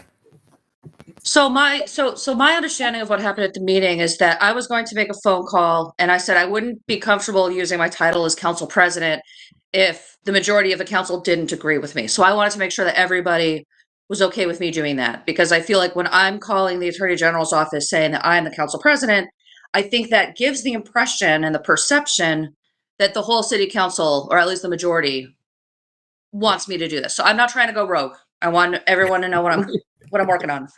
Councilor Forgy? Can we just repeat the motion? Councilor Toronzo, would you repeat the motion? Thank you. I will try to. I've always had a problem with being concise. I will try to do it now. That's okay. I move that the council directs the president of the council to contact the AG on behalf of the housing violations that have been addressed to us. Second, Lapiansky. Okay. Did anyone have any other questions or comments? Need any clarification? Comment? Yes. I would just say that I watched that meeting, and I have listened to the discussion on it, and I think this is a simple way of going forward. It appeared to me it was the consensus of all of CRE, and this would, you know, kind of avoid the resolution process, and I'm trying to say this right, but permit and have all of council agree that we wanted to go forward, because someone who's come to us before many times had issues that were disturbing to their quality of life. And I think we're all familiar with that. And that seemed like the simplest method forward to me. That's all. Okay. Vice President Gwynn, are both of those you? Yeah, comment and Gwen are. I just forget that I'm long. My question, just being, if maybe more clarification, all that we're asking you to do is take no action other than calling the AG's office and putting in a request. There's no action. You're not taking on any procedure. You're simply calling and getting asking either a question or getting information. Yes. Right. And actually, Councilor Ricketts, I think, is going to be able to answer this question very well. So I'm going to call on her next. Okay. Yes, and thank you, President Gilmore, for doing this. And I just wanted to also let councilors know that Joe Comerford is going to do the same thing. Okay. Okay, next I have Councilor Jarvis.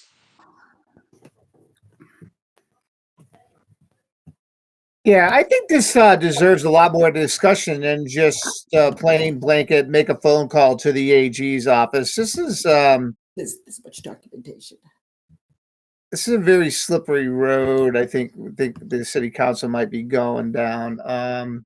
Just to me, and for that reason, I will be voting no on this measure.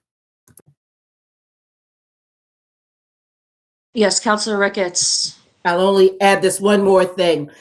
Ordinarily, I would agree with you, but in this particular case, there's this much documentation. So it's not like we are putting anything forward. This is all documented from all the departments, the fire station, the police station, the Board of Health, everything across. So it's not anything we have to make up or try to find the words to say why we're making the call. There's reams and reams of paper that you probably all have in your email. So other than that, I wouldn't do it because I would not want to set a precedent for other tenants, but this one it makes sense. Call the question, Lapiensky. I'm sorry, what was that? He calls the question. Calling the question. Yes. Oh, no, you have to be recognized by the chair first. So I have Councilor Bullock and then Councilor Gwynn ahead of you. No, I have the right to call the question. No, I would have to recognize you before you can call the question. And Councilor Bullock had her name in the chat ahead of you. I believe the rules of procedure allow anyone to call the question. Anyone is allowed to call the question, but you would have to be recognized by the chair first. And I recognize folks in the order that they put their name in the chat. Next, I have Councilor Bullock. And then I have Vice President Gwynn. And then if you would like to be in line right after them, I'll actually put your name in the chat right now so that we don't lose the order.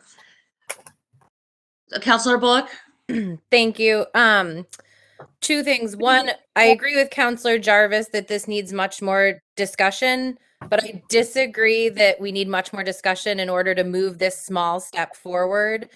As a non-council member, as working in the community on housing for multiple years, this landlord was well known and is well known in the community. And I've had tenants in my precinct come to me before I was even took the oath of office, who are not willing to speak on the record about the state of this. And as a community-based worker, when I worked for Community Action, called the city many times about this landlord to try to get something done.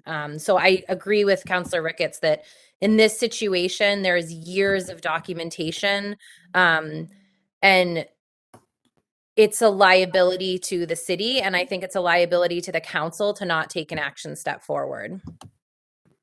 Thank you. Next, I have Vice President Gwynn.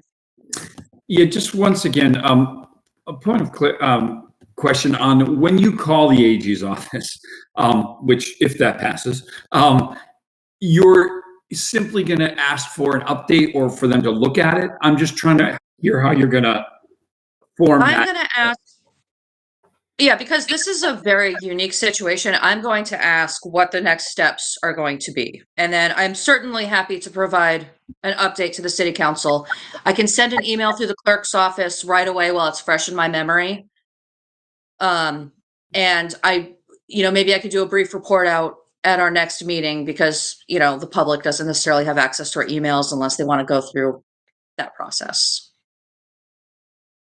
Thank you. That was my intention. All right, next I have Councilor Lapiansky.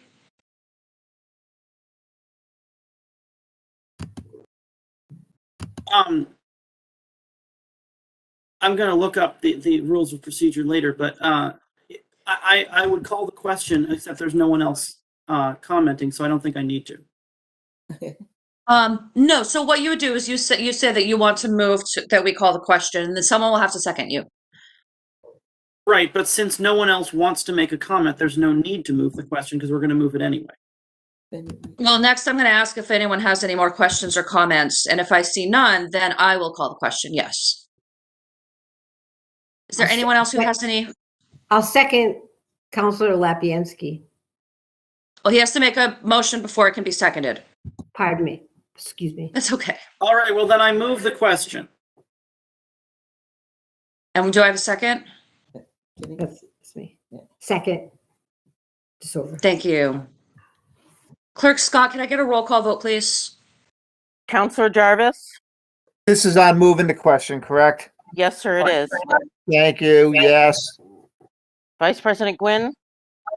Yes to move the question. Councilor Disorder? Yes. Councilor Bottomley? Yes. Councilor Bullock? Yes. Councilor Lepiansky? Yes. Councilor Mayo? Yes. Councilor Healy? Yes. Councilor Elmer? Yes. Yes. Councilor Forgy? Yes. Councilor Ricketts? Yes. Councilor Toronzo? Yes. Does the president wish to vote? No, thank you. Okay. Okay, so now we're voting on, I'm sorry. No, you're fine. I was just going to say it was passed.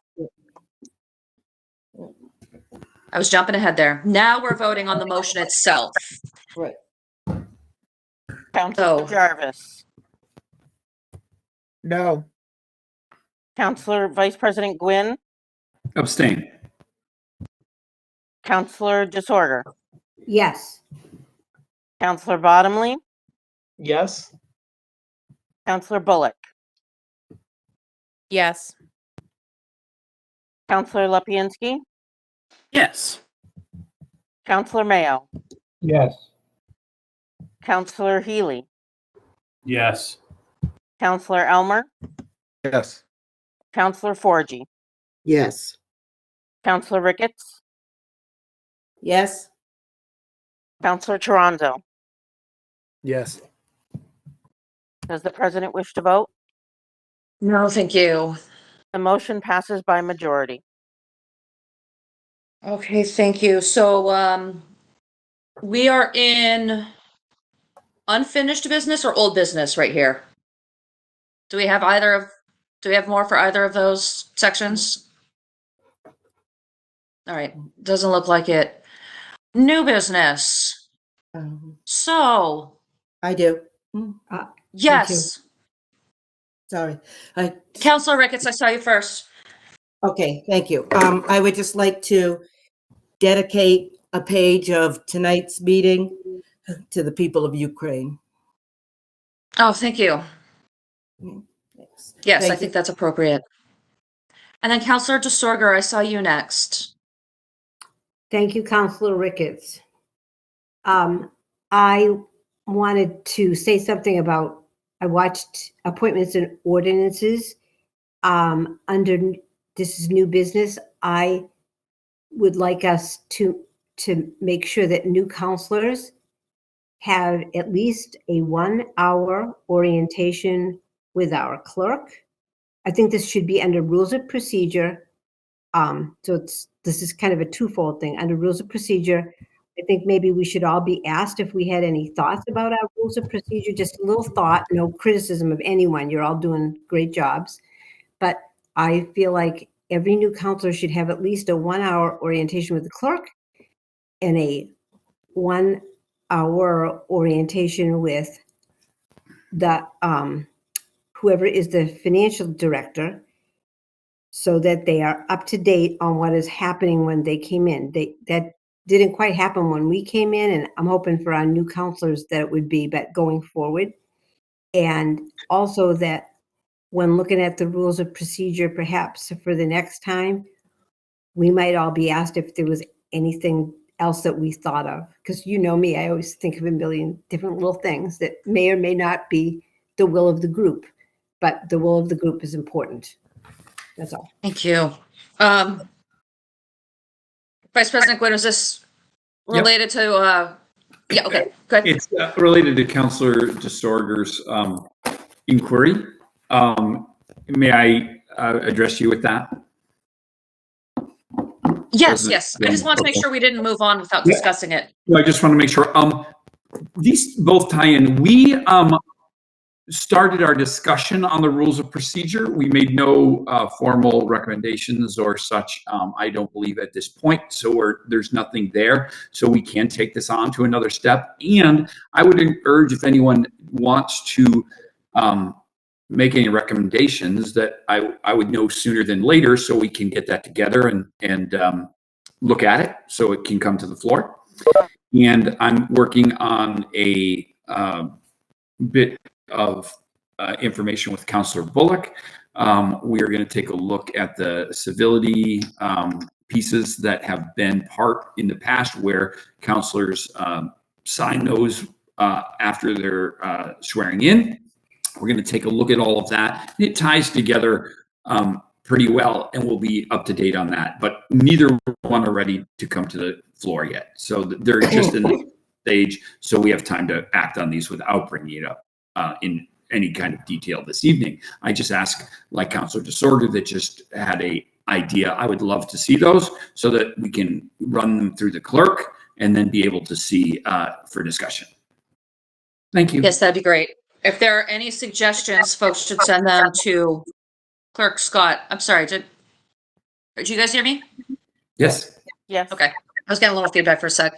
If people could send that to Clerk Scott and she can share it with the committee, that way we're not violating open meeting law or quorum or we don't have to worry about anything like that. That would be wonderful. So I'm gonna go back to the written agenda because we do have some things filled in for new business. And then at the end, if there are folks who have any additional new business, we can bring that up. But just so that we're not losing track.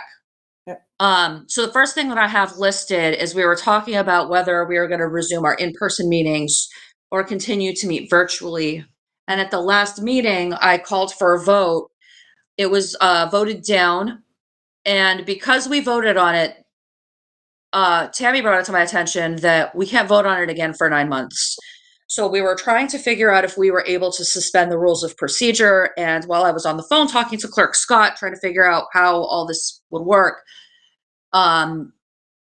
it became clear that as we're thinking through how our meetings are going to happen in the future, we're about to go into budget season, and our finance director does not live in New England. And we need to make sure that if we are meeting in person, that the finance director is going to be able to participate. Clerk Scott and I spoke earlier this afternoon. I don't know, I'm going to recognize you in just a moment, but we were talking about whether or not there's a legal obstacle that would prevent her from participating remotely, or if it would just be technology. Because if it's technology, I know that we can overcome that. And I didn't get an email back by the end of the day, but I know that Clerk Scott's very busy. So I don't know if you got an answer since then or where that stands. So I'm going to go off to my screen to my email for just a minute because I did get an email from Open Meeting Law, but I haven't opened it yet. So it'll be hot off the presses, so we speak, if I can put my hand on it. Thank you. Yeah, take all the time you need. So I did reach out to our clerks group, and I got varying responses on the process that we should take. Open meeting law says, thank you for contacting the Division of Open Government. A public body may allow remote participation for a guest, such as a department head, even if all of the public body members will remain in person. So that was from open meeting. Okay. A few of the clerks said that it would be, in effect, a hybrid meeting. John's on. We heard a question from Councilor Disorder earlier. John's on is not 100% set up for hybrid meetings yet. The school committee was able to successfully have a hybrid meeting. So I just wanted to let you know what open government said, and that the John's on is not officially set up for hybrid meetings, open to some people remote and some people in person. So I don't have a definitive answer about when the John's on is going to be set up. We all know we're still waiting for equipment. There's a backlog.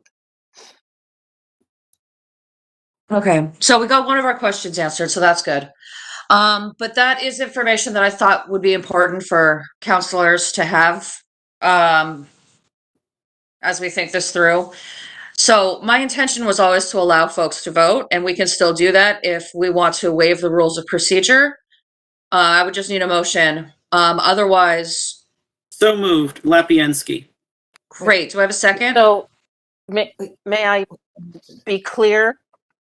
Yes. President Gilmore, the motion would need to be something in the effect of the city council waives the rules of procedure, section 564E, measures once rejected. So moved, Lapiensky. Thank you. Do I have a second? Second, Bottomley. Okay, thank you. We need to vote that. Do folks want, thank you. Yes, now we're going to vote on whether or not we're waiving the rules of procedure. Any discussion? Yes, Councilor Forgy. Oh, actually, really quickly, Clerk Scott, is this a debatable motion? It is. Okay. Councilor Forgy. I just need some clarification, please. So we're going to waive the rules so we can re-vote whether we're going to meet in person or virtually. So if it comes to a vote, then people can voice their preference.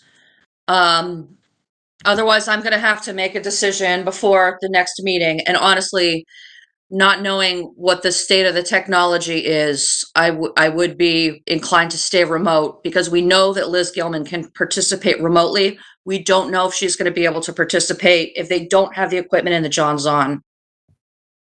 That's not true. Point of order. Yes, thank you. Yes, Vice President Gwynn. We have to address the chair. That's how this works. You've got to follow the procedure if we're going to have order here. Thank you. Thank you. Councilor Forgy, did you have a follow-up? I did. I need to make the following statement as Chair of Ways and Means. It would not be a good idea to exclude Liz Gilman, who is our Finance Director, from any of our budget meetings, whether that is done accidentally through our inability to do hybrid meetings. So I guess the easiest way of saying it is I need, and this council needs, the expertise of Director Gilman to continue our budget issues with our budget. And I want to make sure that we have the capacity in place before we take this vote to ensure that she can join us. Point of order. Yes, please. I don't believe this. I think this is the discussion after the motion is made that we're going to waive the rules of procedure. That's what we should be debating now, that we're waiving the rules of procedure, not on the motion which is intended. Thank you. I was going to point that out also. So does anyone have anything related to whether or not we waive the rules of procedure? Okay, seeing none, we're now voting on whether or not to waive the rules. And Clerk Scott, could I please get a roll call vote? Yes, ma'am. Counselor Jarvis, No. Vice President Gwynn, Yes. Counselor DeSorger, Yes. Counselor Bottomley, Yes. Counselor Bullock, Yes. Counselor Lapinski, Yes. Counselor Mayo, Yes. Counselor Healy, Yes. Counselor Elmer, No. Counselor Forgy, No. Counselor Ricketts, Yes. Counselor Toronzo. Yes. Does the president wish to vote? No, thank you. The motion passes by majority. The rules of procedure are waived. Okay, so now we are talking about the motion. Counselor Ricketts, I see your hand, but it would be a lot easier for me if folks would type their name into the chat so I can Oh, keep yeah. track of the speaking order. Yeah, let me move everything No, closer. you were on my screen, so you got lucky. Okay, yeah, I'm just lazy and nowhere near the computer. So we can state this in a different way, correct? It doesn't have to be just, I'll make the motion and then you can tell me if I can do it or not, okay? So I make a motion that we do full council meetings in person and that all subcommittees stay remote. Second, Lapinski. Okay. Let's see. Next, I have Clerk Scott. Thank you, President that- Gilmore. I was simply going to ask, or simply going to state that there was no motion on the table, that a motion needed to be made for discussion to occur. Sorry about that. That's well, okay. Counselor Ricketts took care of me there. Yes. Then I have Counselor DeSorger. And mine wasn't a question, it was just a statement. I certainly agree with Counselor Forgy, but I know for a fact that this is possible. And I think that it is in our best interest to move that forward. It's, we have a financial director that moved to Indiana who's able to participate. Everybody has a telephone. That is one of the things, I've read the law with Governor Baker, and that is one of the ways that that person is allowed to participate. It's pretty clear. I read it again just yesterday. So I am voting in favor of this because I know it's possible. She can be there to answer questions, and it is, in my opinion, beyond the time for this. That's my statement. Bye. Okay, thank you. I have Counselor Healy next. I would just like to say, I agree that, meeting in person is very valuable, and I want to be able to do that as much as I can, but I'm not going to lie to anybody. I work 60, 70 hours a week. I travel quite a bit for work. I'm on the road. Sometimes I'm not always able to get home by 6 o'clock. So having the availability to be able to hop on a WebEx makes it very convenient, right? And I would only do that in a situation where I couldn't make it back to the city by 6 p.m. or 5:30. So I don't want to just throw out the avenue that nobody could join over a conference call, because then I feel like you're excluding. We have professional lives outside of city council, and limiting that is going to limit participation from people that might have valuable input to the council. So that's just all I had to say. Okay, so before we move on, I just want to clarify that this would not mean that we could not have any kind of remote participation. We recently voted to add to our rules of procedure that if a counselor needed to participate remotely, for certain reasons, which, traveling for work would be one of those reasons, military service, illness. If there was an emergency that prevented you from attending, it is possible you would just have to notify the chair as soon as possible, preferably in advance, especially if it's a conference or something. So this would not preclude remote participation at all. It's just whether or not a quorum of the counselors would be present in the John Zahn Center. Okay. Thank you. Counselor Forgy, I'm sorry? I said thank you. Oh, You're welcome. Counselor Forgy, I have you next. thank you. So I do want to reiterate what I started to say in the wrong place in the meeting.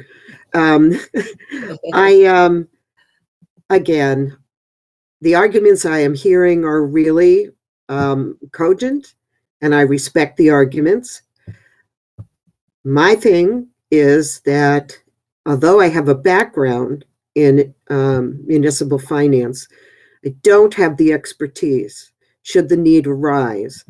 And I want to make sure that Liz is the key to all of this. I want to make sure that she will be able to participate with us at our regular monthly meetings.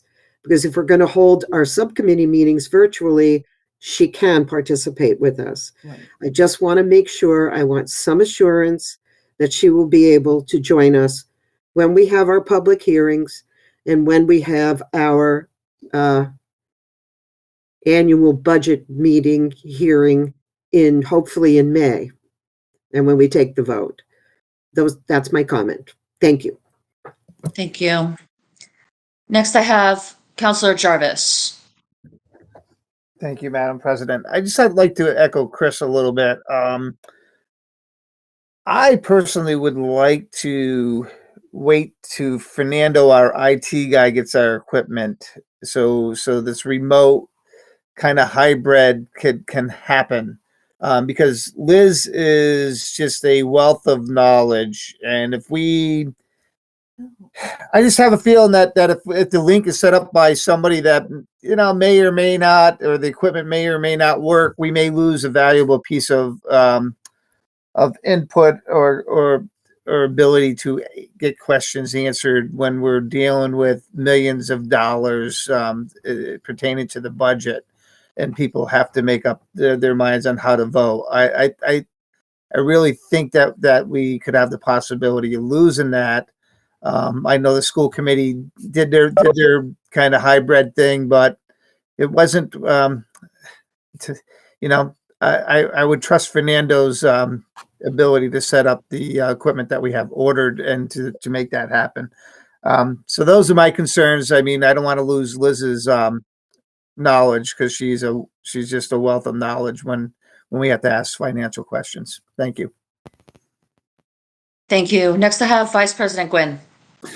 I'm going to build off of that and just say that, first of all, you said something earlier too. We have a hybrid model for the municipality, which is in place. And we also have the remote participation that you spoke on that we have just put into place for this council.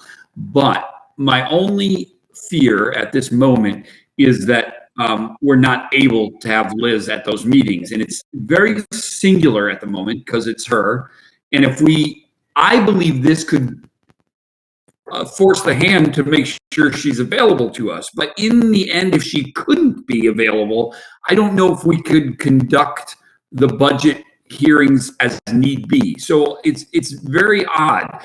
It's almost like saying, I'm in favor of this. I'm in favor of having our 13 council meetings together, and then the individual meetings, the committee meetings still remote is fine.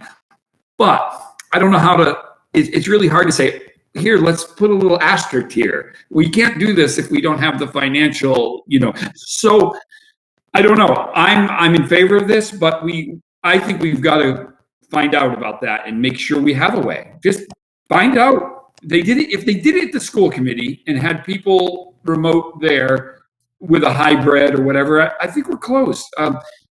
Director Letourneau, or Chief of Staff Letourneau, kept saying we were getting closer and closer. So it'll finally be ready when we don't need it. So, these are just opinions, not necessarily questions. I just want to make sure we will have a horrible budget season if we can't talk to her as counselors directly at the meeting. So I have my fear. That's it. Thank you. Next, I have Counselor Bullock.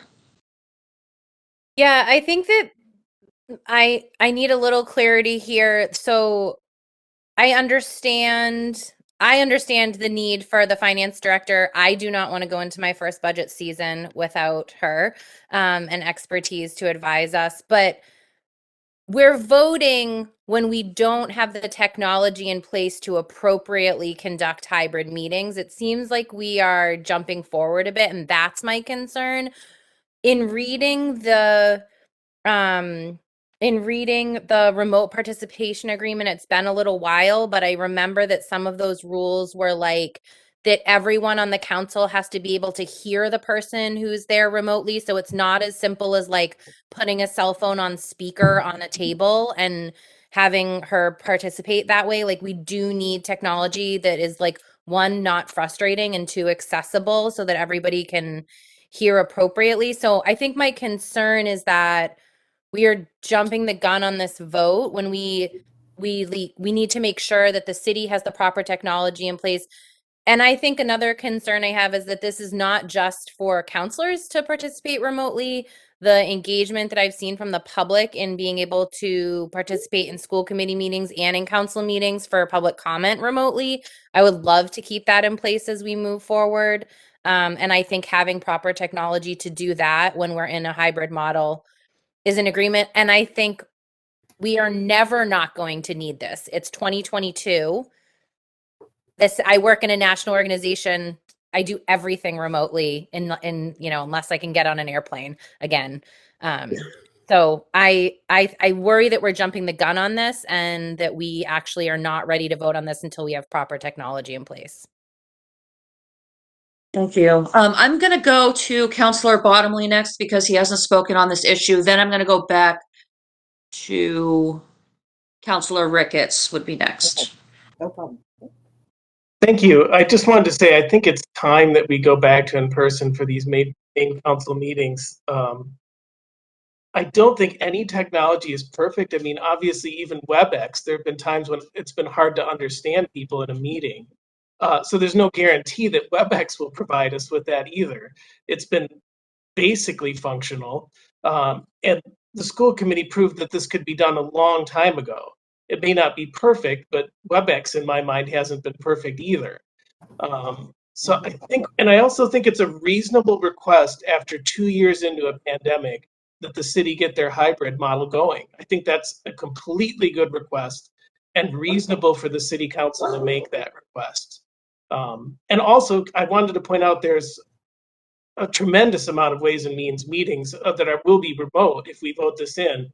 And Liz will be at, I believe, almost all of them. So it's not like we're without a financial director in this process. And the last point, what would we do if this were in person like normal and the finance director couldn't make it? Would we change the meeting? It seems strange to me. But so those are my comments. Thank you. Okay, and then Counselor Mayo hasn't spoken yet, so I'm going to recognize him, and then I'll come back to Counselor Ricketts. Nope, no problem. Okay.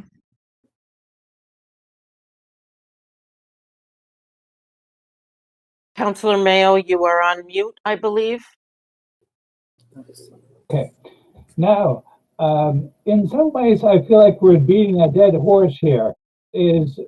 At one point, the president said that we have the ability for the finance director to contact us via phone if with questions or to be answered. And that's one way to be connected, whether it's at a full council meeting or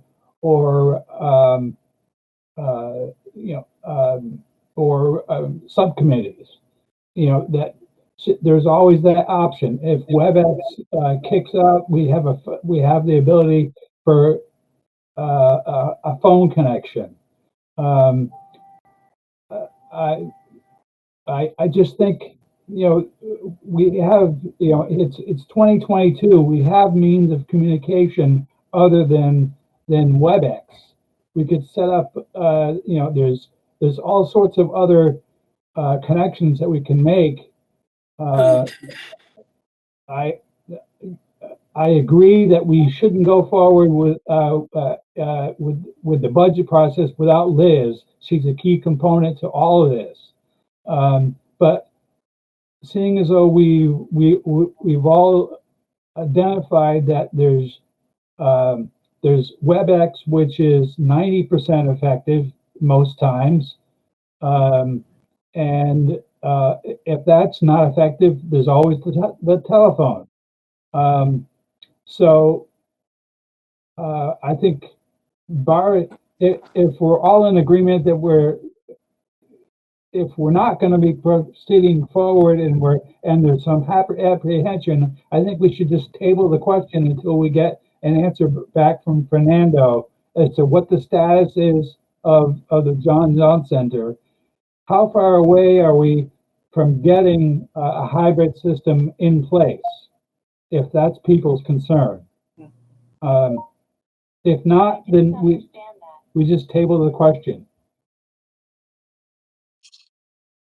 Thank you. Okay, next I have Counselor Elmer. Penny, they're just going to keep jumping in front of you. Hey, it's okay. Oh, cool.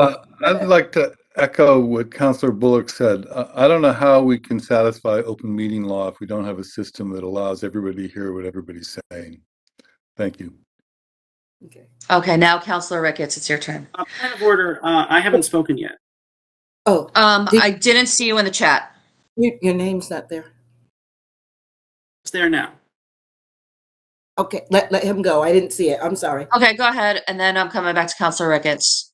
No problem. I would just like to remind everyone that strictly, while we appreciate the president's desire for this vote, the president does have the authority to make this decision, which means that while it is absolutely the case that Liz will be able to participate remotely, even if we are in person, if for some reason the sky fell and that was no longer possible, the president could, with 48 hours notice, simply reverse the decision. So what we are doing here is a no-cost vote, and we should, let's see, am I allowed to move the question now that I have the floor? No. Yes. Yes, I Well, move the question. Let me speak, but let me speak. I already moved the question, Penny. Do we have a second?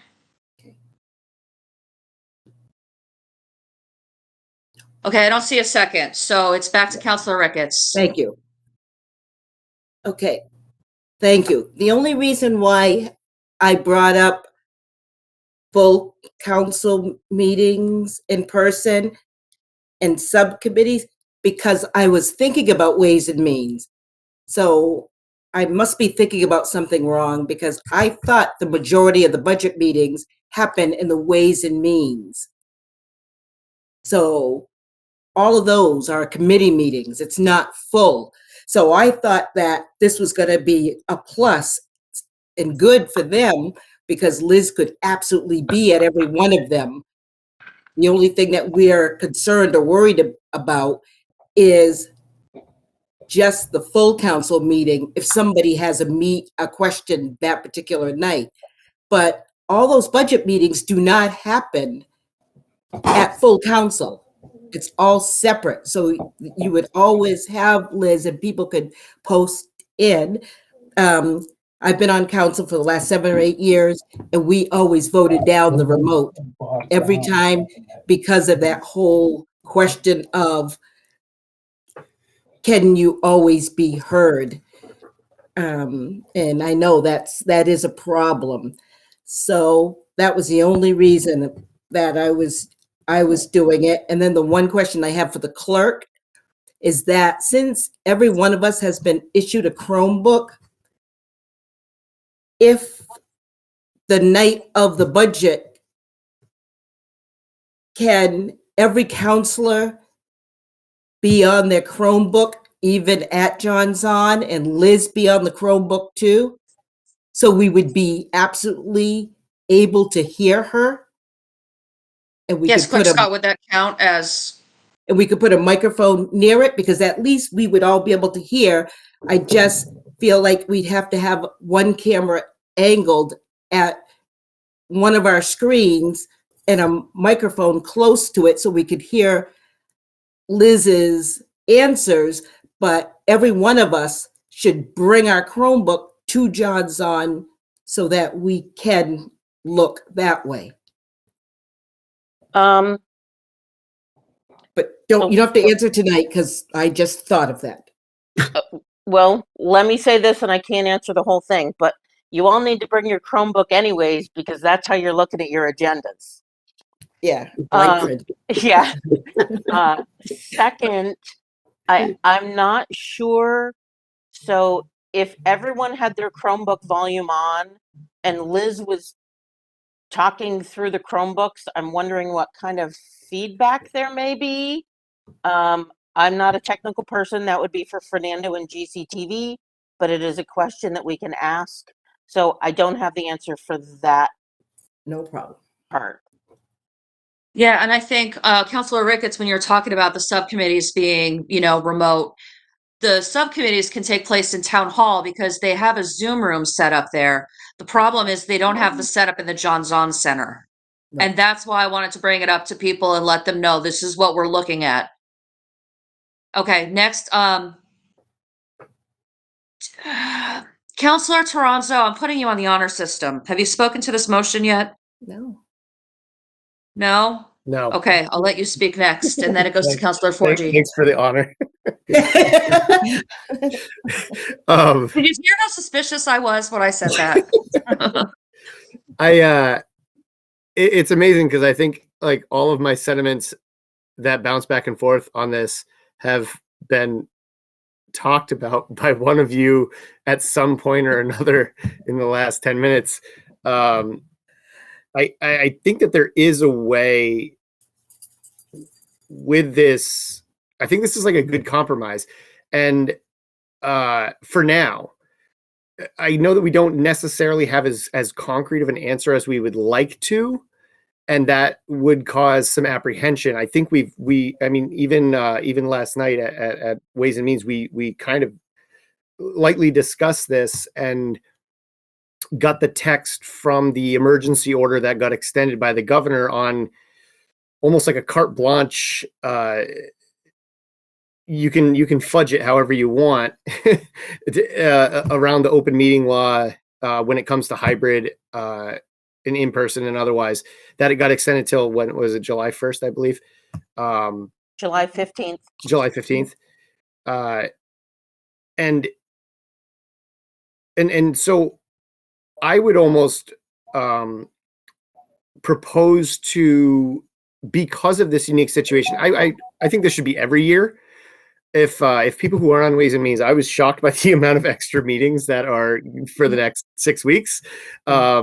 I think there's 1 week where there's a meeting every single night, except for Friday. Not, I mean, okay, but it's definitely unexpected. And like I was saying, if not for every year, should budget season be more attuned by the other counselors who aren't on Ways and Means, certainly this year with this scenario that we're discussing back and forth, is if you can get kind of your questions, even though you may not be on the committee and not be able to directly ask Liz the questions at the time, we have so many meetings that the question can be asked at some point in time. And we do still kind of have, I mean, we still have a public comment option in those meetings. Am I wrong in saying that? No. Well, Okay. that wouldn't apply to counselors. And I will say, we're only allowed to ask questions if it's not about bocce ball. Chris Forgy shut me down last year when I wanted to know what it was. I'm kind of insulted that you don't know what bocce ball is, but that was kind of my 2 cents is if the apprehension is that we're not going to have access to Liz on maybe the full council nights if we push this forward tonight, then I would propose that super involvement over the next 6 weeks in the subcommittee to the best of your ability. Like I said, I obviously know if you're not on the committee, you can't speak in the same way as you can at full council, but you may hear the question get asked that you have and get an answer to it, which would not only expedite the process when we bring it to full council, which is why I'm kind of saying I think this should always be the way, but especially now with the unique circumstance we're in by having our financial director having to do remote regardless, because I don't think we're flying her back, for 4 meetings a week. Okay, next I have Counselor Forgy. And I think at this point, everyone has spoken, correct? Okay, we're going to go down the line. So next is Counselor Forgy. I'm going to pass. Thank you very much, President Gilmore. Thank you. Okay. Counselor DeStorger. I think that would be disingenuous to say that this is not possible. We all know that it's possible, and I think that we represent people, and people have brought this forward, and I think it's now time to do that. I've already spoken. I've said enough. Onward. Vice President Gwynn. I just want to say that, allowing everybody an opportunity to talk about this and discuss this, what council is all about. And it was actually Councilor Ricketts and that brought up a great point, and then Councilor Terrazzo that followed up. If we follow our own procedure, which is to send questions ahead of time to the chair of a committee so they can get the questions answered prior to the meeting, then our ability to just clarify something can be done in a different form. And if we have the remote access to the subcommittee meetings and full council meetings, I think that hybrid will work. And I was leaning towards no because I felt a little uncomfortable, but because she was given the opportunity to speak, it swayed my vote. So let people talk. I'm good. Okay, next I have Counselor Healy. I'll keep it short, but I'm just kind of surprised that our IT department can't really figure out how to do this. We do it at work all the time, right? All you need is a TV and HDMI cable and a computer. Then you hook up to the TV and you'll hear her out of the TV and she'll hear you through a speaker, right? And all you need is one PC and a TV to make that work. All right, next I have Counselor Bullock. Yeah, I just wanted to clarify. So I just did look over the remote participation agreement. So I thought that visual was required, but it's not. So this actually would be as easy as like someone bringing a decent Bluetooth speaker and connecting an iPhone to a Bluetooth speaker to have the finance director there, which couldn't, like, you can go to Staples and we can get a Bluetooth speaker. So it's not like waiting for back ordered requirement, which I think to have the full back and forth with community members and like that, having that requires more technology than just the Bluetooth speaker there. But there's that piece. I also just want to add that whenever we can do sending questions ahead of time is great. But there's an example for me this evening where we talked about something at length in A&O. I got the, around the fire department, and then I got the perspective of 2 firemen that I spoke with this week, and I had more questions about it. And so I think that's always going to happen, that we are always going to have more questions in between. And so I would err on the side of like having the finance director there with us in full council meetings to ask question and have robust discussion. But looking at the remote participation, I am less concerned because I'm pretty sure my teenager has a Bluetooth speaker that could handle the requirements. Clerk Scott, did you have something for us? No, thank you. I apologize. Okay. Oh, okay. Counselor Ricketts. Yep, it's only 1 second. I just wanted to say that when the school committee did hybrid, it was our new superintendent who was like, what's going on? And the mayor was away on vacation and they had trouble hearing her and everything. And she took some cords out of her bag and plugged it into her laptop. And that's how they did the meeting, by the superintendent just doing that on her own. So I don't think we're supposed to touch stuff, but I'm just going to put it out there honestly, because I agree with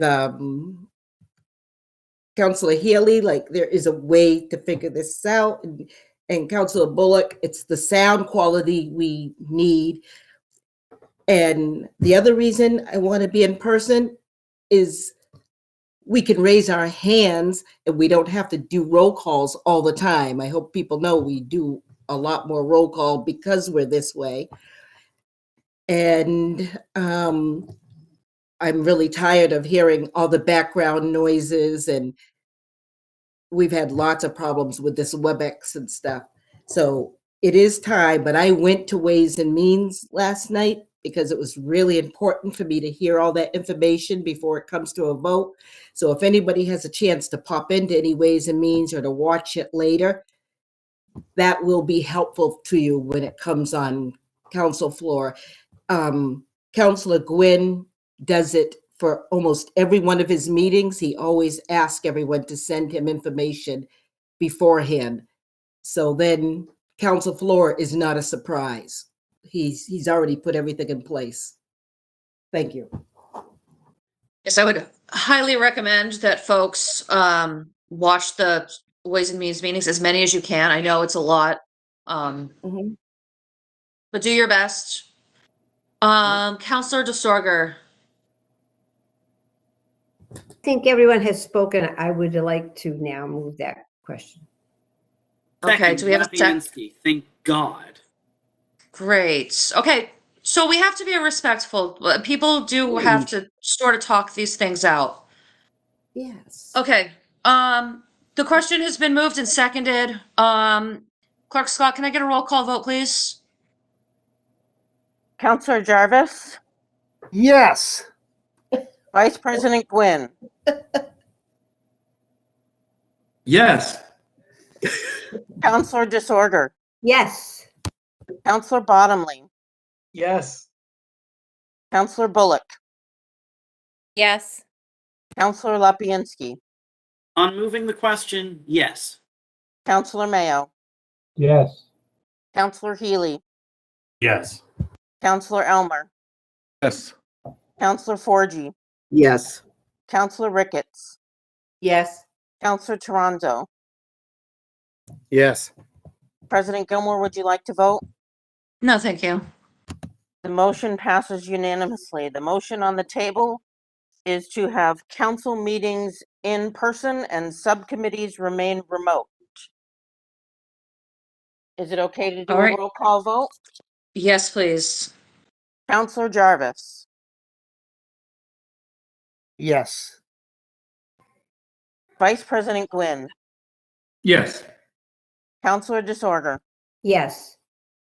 Councilor Bottomley, Yes. Councilor Bullock, Yes. Councilor Lapinski, Yes. Councilor Mayo, Yes. Councilor Healy, Yes. Councilor Elmer, No. Councilor Forgy, Yes. Councilor Ricketts, Yes. Councilor Toronto. Yes. Would the president like to vote? No, thank you. The motion passes by majority. Okay, so starting in April 1st, we're going to go back to in-person meetings for April. Subcommittees are going to remain remote for the time being. Yes. And there we go. Now, Councilor Forgy, if you would like to get yourself a lozenge and a big glass of water, you've got a lot of reading for us. Point of order. Yes, please. I would just like to thank Rabbi Chaim Edelman for giving me the technology for tonight, but given how far I've come in this, and because everything else is a first reading, and because it's a Jewish holiday and I'm still at the synagogue and I'm not sure whether my dad just finished performing or is about to start, I actually have to go. Good night. Good night. Have a great night. All right, Counselor Forgy, are you ready? Yeah, thank you. My big moment. If you need someone to tag in, I will let you call in the next reader. Well, I we'll will see. volunteer if you need help. Thank you very much. Okay, City Council, first reading, March 16th, 2022. Fiscal year 2023 capital budget, approve a 4 to 6 year lease purchase agreement for 2 standard utility vehicles, SUV, not to exceed $99,000. Appropriate $25,000 from 8402 Capital Stabilization for an ADA architectural study of City Hall. Appropriate $40,000 from 8402 Capital Stabilization for a Health Department vehicle. Appropriate $1,848,900 for upgrades to the police station. Appropriate $275,000 for Main Street reconstruction, parentheses B2 engineering. Appropriate $200,000 for the highway fund. Appropriate $25,000 from 8402 capital stabilization for the engineering Mill Street Bridge repairs. Appropriate $136,000 for sidewalks. Appropriate $60,000 for the mill and overlay paving phase 1 of Legion Avenue parking lot. Appropriate $285,000 to purchase a curbside trash collection truck. Appropriate $95,000 to design a replacement for stabilization road culvert. Appropriate $50,000 from 8402 capital stabilization, 1/3 share to purchase a roadside mower. Appropriate $42,000 from 8402 capital stabilization to update fire suppression systems at transfer station. Appropriate $80,000 from 8402 capital stabilization for repairs to the Sanderson Street building. Appropriate $60,000 from 8402 capital stabilization for repairs to the Sanderson Street building. Appropriate $80,000 from 8402. Oh, sorry, lost my place. Appropriate $60,000 from 8402 capital stabilization to purchase used bucket truck. Appropriate $40,000 from 8402 capital stabilization for an inspection department vehicle. Appropriate $100,000 from 8402 capital stabilization to purchase teacher and student desktops. Appropriate $75,000 from 8402 capital stabilization for paving at the Federal Street School. Appropriate $100,000 for equipment and related costs for GCET, Municipal Light Plan Communications System expansion. Appropriate $55,000 from fiscal year 21 sewer retained earnings, 1/3 share to purchase a roadside mower. Appropriate $150,000 for sewer upgrades, repairs, and replacement for West Street Rehab Phase 2. Appropriate $90,000 from fiscal year sewer retained earnings to replace Ford F-350 truck number 15. Appropriate $500,000 for sewer inflow and infiltration repairs and replacement as identified in the Wright Pierce Sewer System Evaluation Survey. Appropriate $100,000 from fiscal year 21 water retained earnings for Main Street replacement. Appropriate $125,000 to replace Millbrook well field pH system. Appropriate $175,000 to replace Oak Hill Accurator and controls. Appropriate $105,000 to replace Rocky Mountain tank valves. Appropriate $100,000 from fiscal year 21 water retained earnings for phase 2 of the West Street Rehab project. Appropriate $55,000 from fiscal year 21 retained earnings, 1/3 share to purchase a roadside mower. Thank you. Clerk Scott, I see you in the chat. Chris, I hope you know you did a great job. I want to just make a couple of clarifications if that's okay. You go right ahead. Thank you. Okay.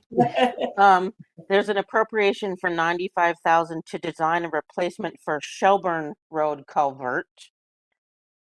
The Where- appropriation, I'm sorry, it's 1, 2, 3, 4, 5, 6, 7, 8, 9, 10, 11 bullets down. Got it. Okay. And Okay. there's Oh, is that where it says Sanderson Street, right? appropriation to design replacement for Shelburne Road culvert. Yes. I think you misstated the street name, and I wanted to make sure it was correct for the first reading. That's fine. I'll read it again. Appropriate $95,000 to design a replacement for Shelburne Road culvert. And the GSA appropriation. Yep. It's a telecommunication system, just to clarify. Okay.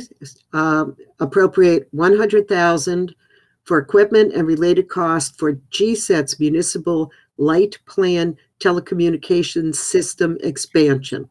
Sorry, thank you very much. It just needs to be, precise. Got it. Thank you. Thank you. All right. I don't think we're going to ask you to do that again. Okay, now that you've thanks. corrected the. All right. Any motions for reconsideration? Oh, I'm sorry. Before I move on, does anybody else have anything that they would like to bring up under new business? Oh, Councilor Elmer. Yeah, it's a Oak Hill actuator and controls. Thank You don't have to you. reread that. No. Thank you. Thank you, Phil. Okay. Okay. Is there anything else under new business? Okay. Motions for reconsideration. How about a motion to adjourn? Oh. So moved. Sorry, Councilor Toronto, very quickly. Everyone's Sorry, waiting for you to finish now. I don't know if this is the appropriate spot to say this, but I think tonight with this last motion that we passed before the long reading of first readings, I think it was really telling of how the process works and how sometimes with our discussion, though sometimes feeling exhaustive as it may, it's exactly why we do it, is because I honestly think if we took a vote before we talked about it, I think that would have failed. And it just shows that by having the process works. And I was very impressed on how the conversation completely changed. And I'm happy with it because it changed my mind too. Yeah, I think that came out really great because I thought the motion was going to fail in the beginning too. And I'm glad that I didn't just make the decision I was going to make because I would have been overly cautious. And I'm glad that we all talked it through. We have faith in each other and we're going to persevere. Clerk Scott. Yes, I'm You have sorry. something for us. I'm sorry. I got a text clarifying for me that it is West Street, not Sanderson Street. But I'm hunting for that first reading and I can't quite find it. I know where it is. I remember that Okay. from Ways and Means, they had to correct it there too. That's why I was asking about that under Shelburne Street. So if you go to that sort of on page 2, 2, 3, fourth one from the bottom, it's appropriate 80,000. 1, 2, 3, 4. I see 90,000. No, that's not it. Mine's No, so if you're going up from the bottom on page 2, and I'm looking at this in Google Drive, so I don't know if my page numbering would be different for someone else, but I'm seeing appropriate 80,000 from 8402. Capital Stable. Okay, yes, I see it. For West. And it says for repairs to Sanderson Street building. Is there a correction to that?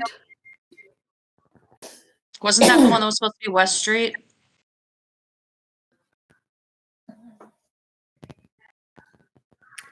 There's a West Street. I'm going to tell you the truth.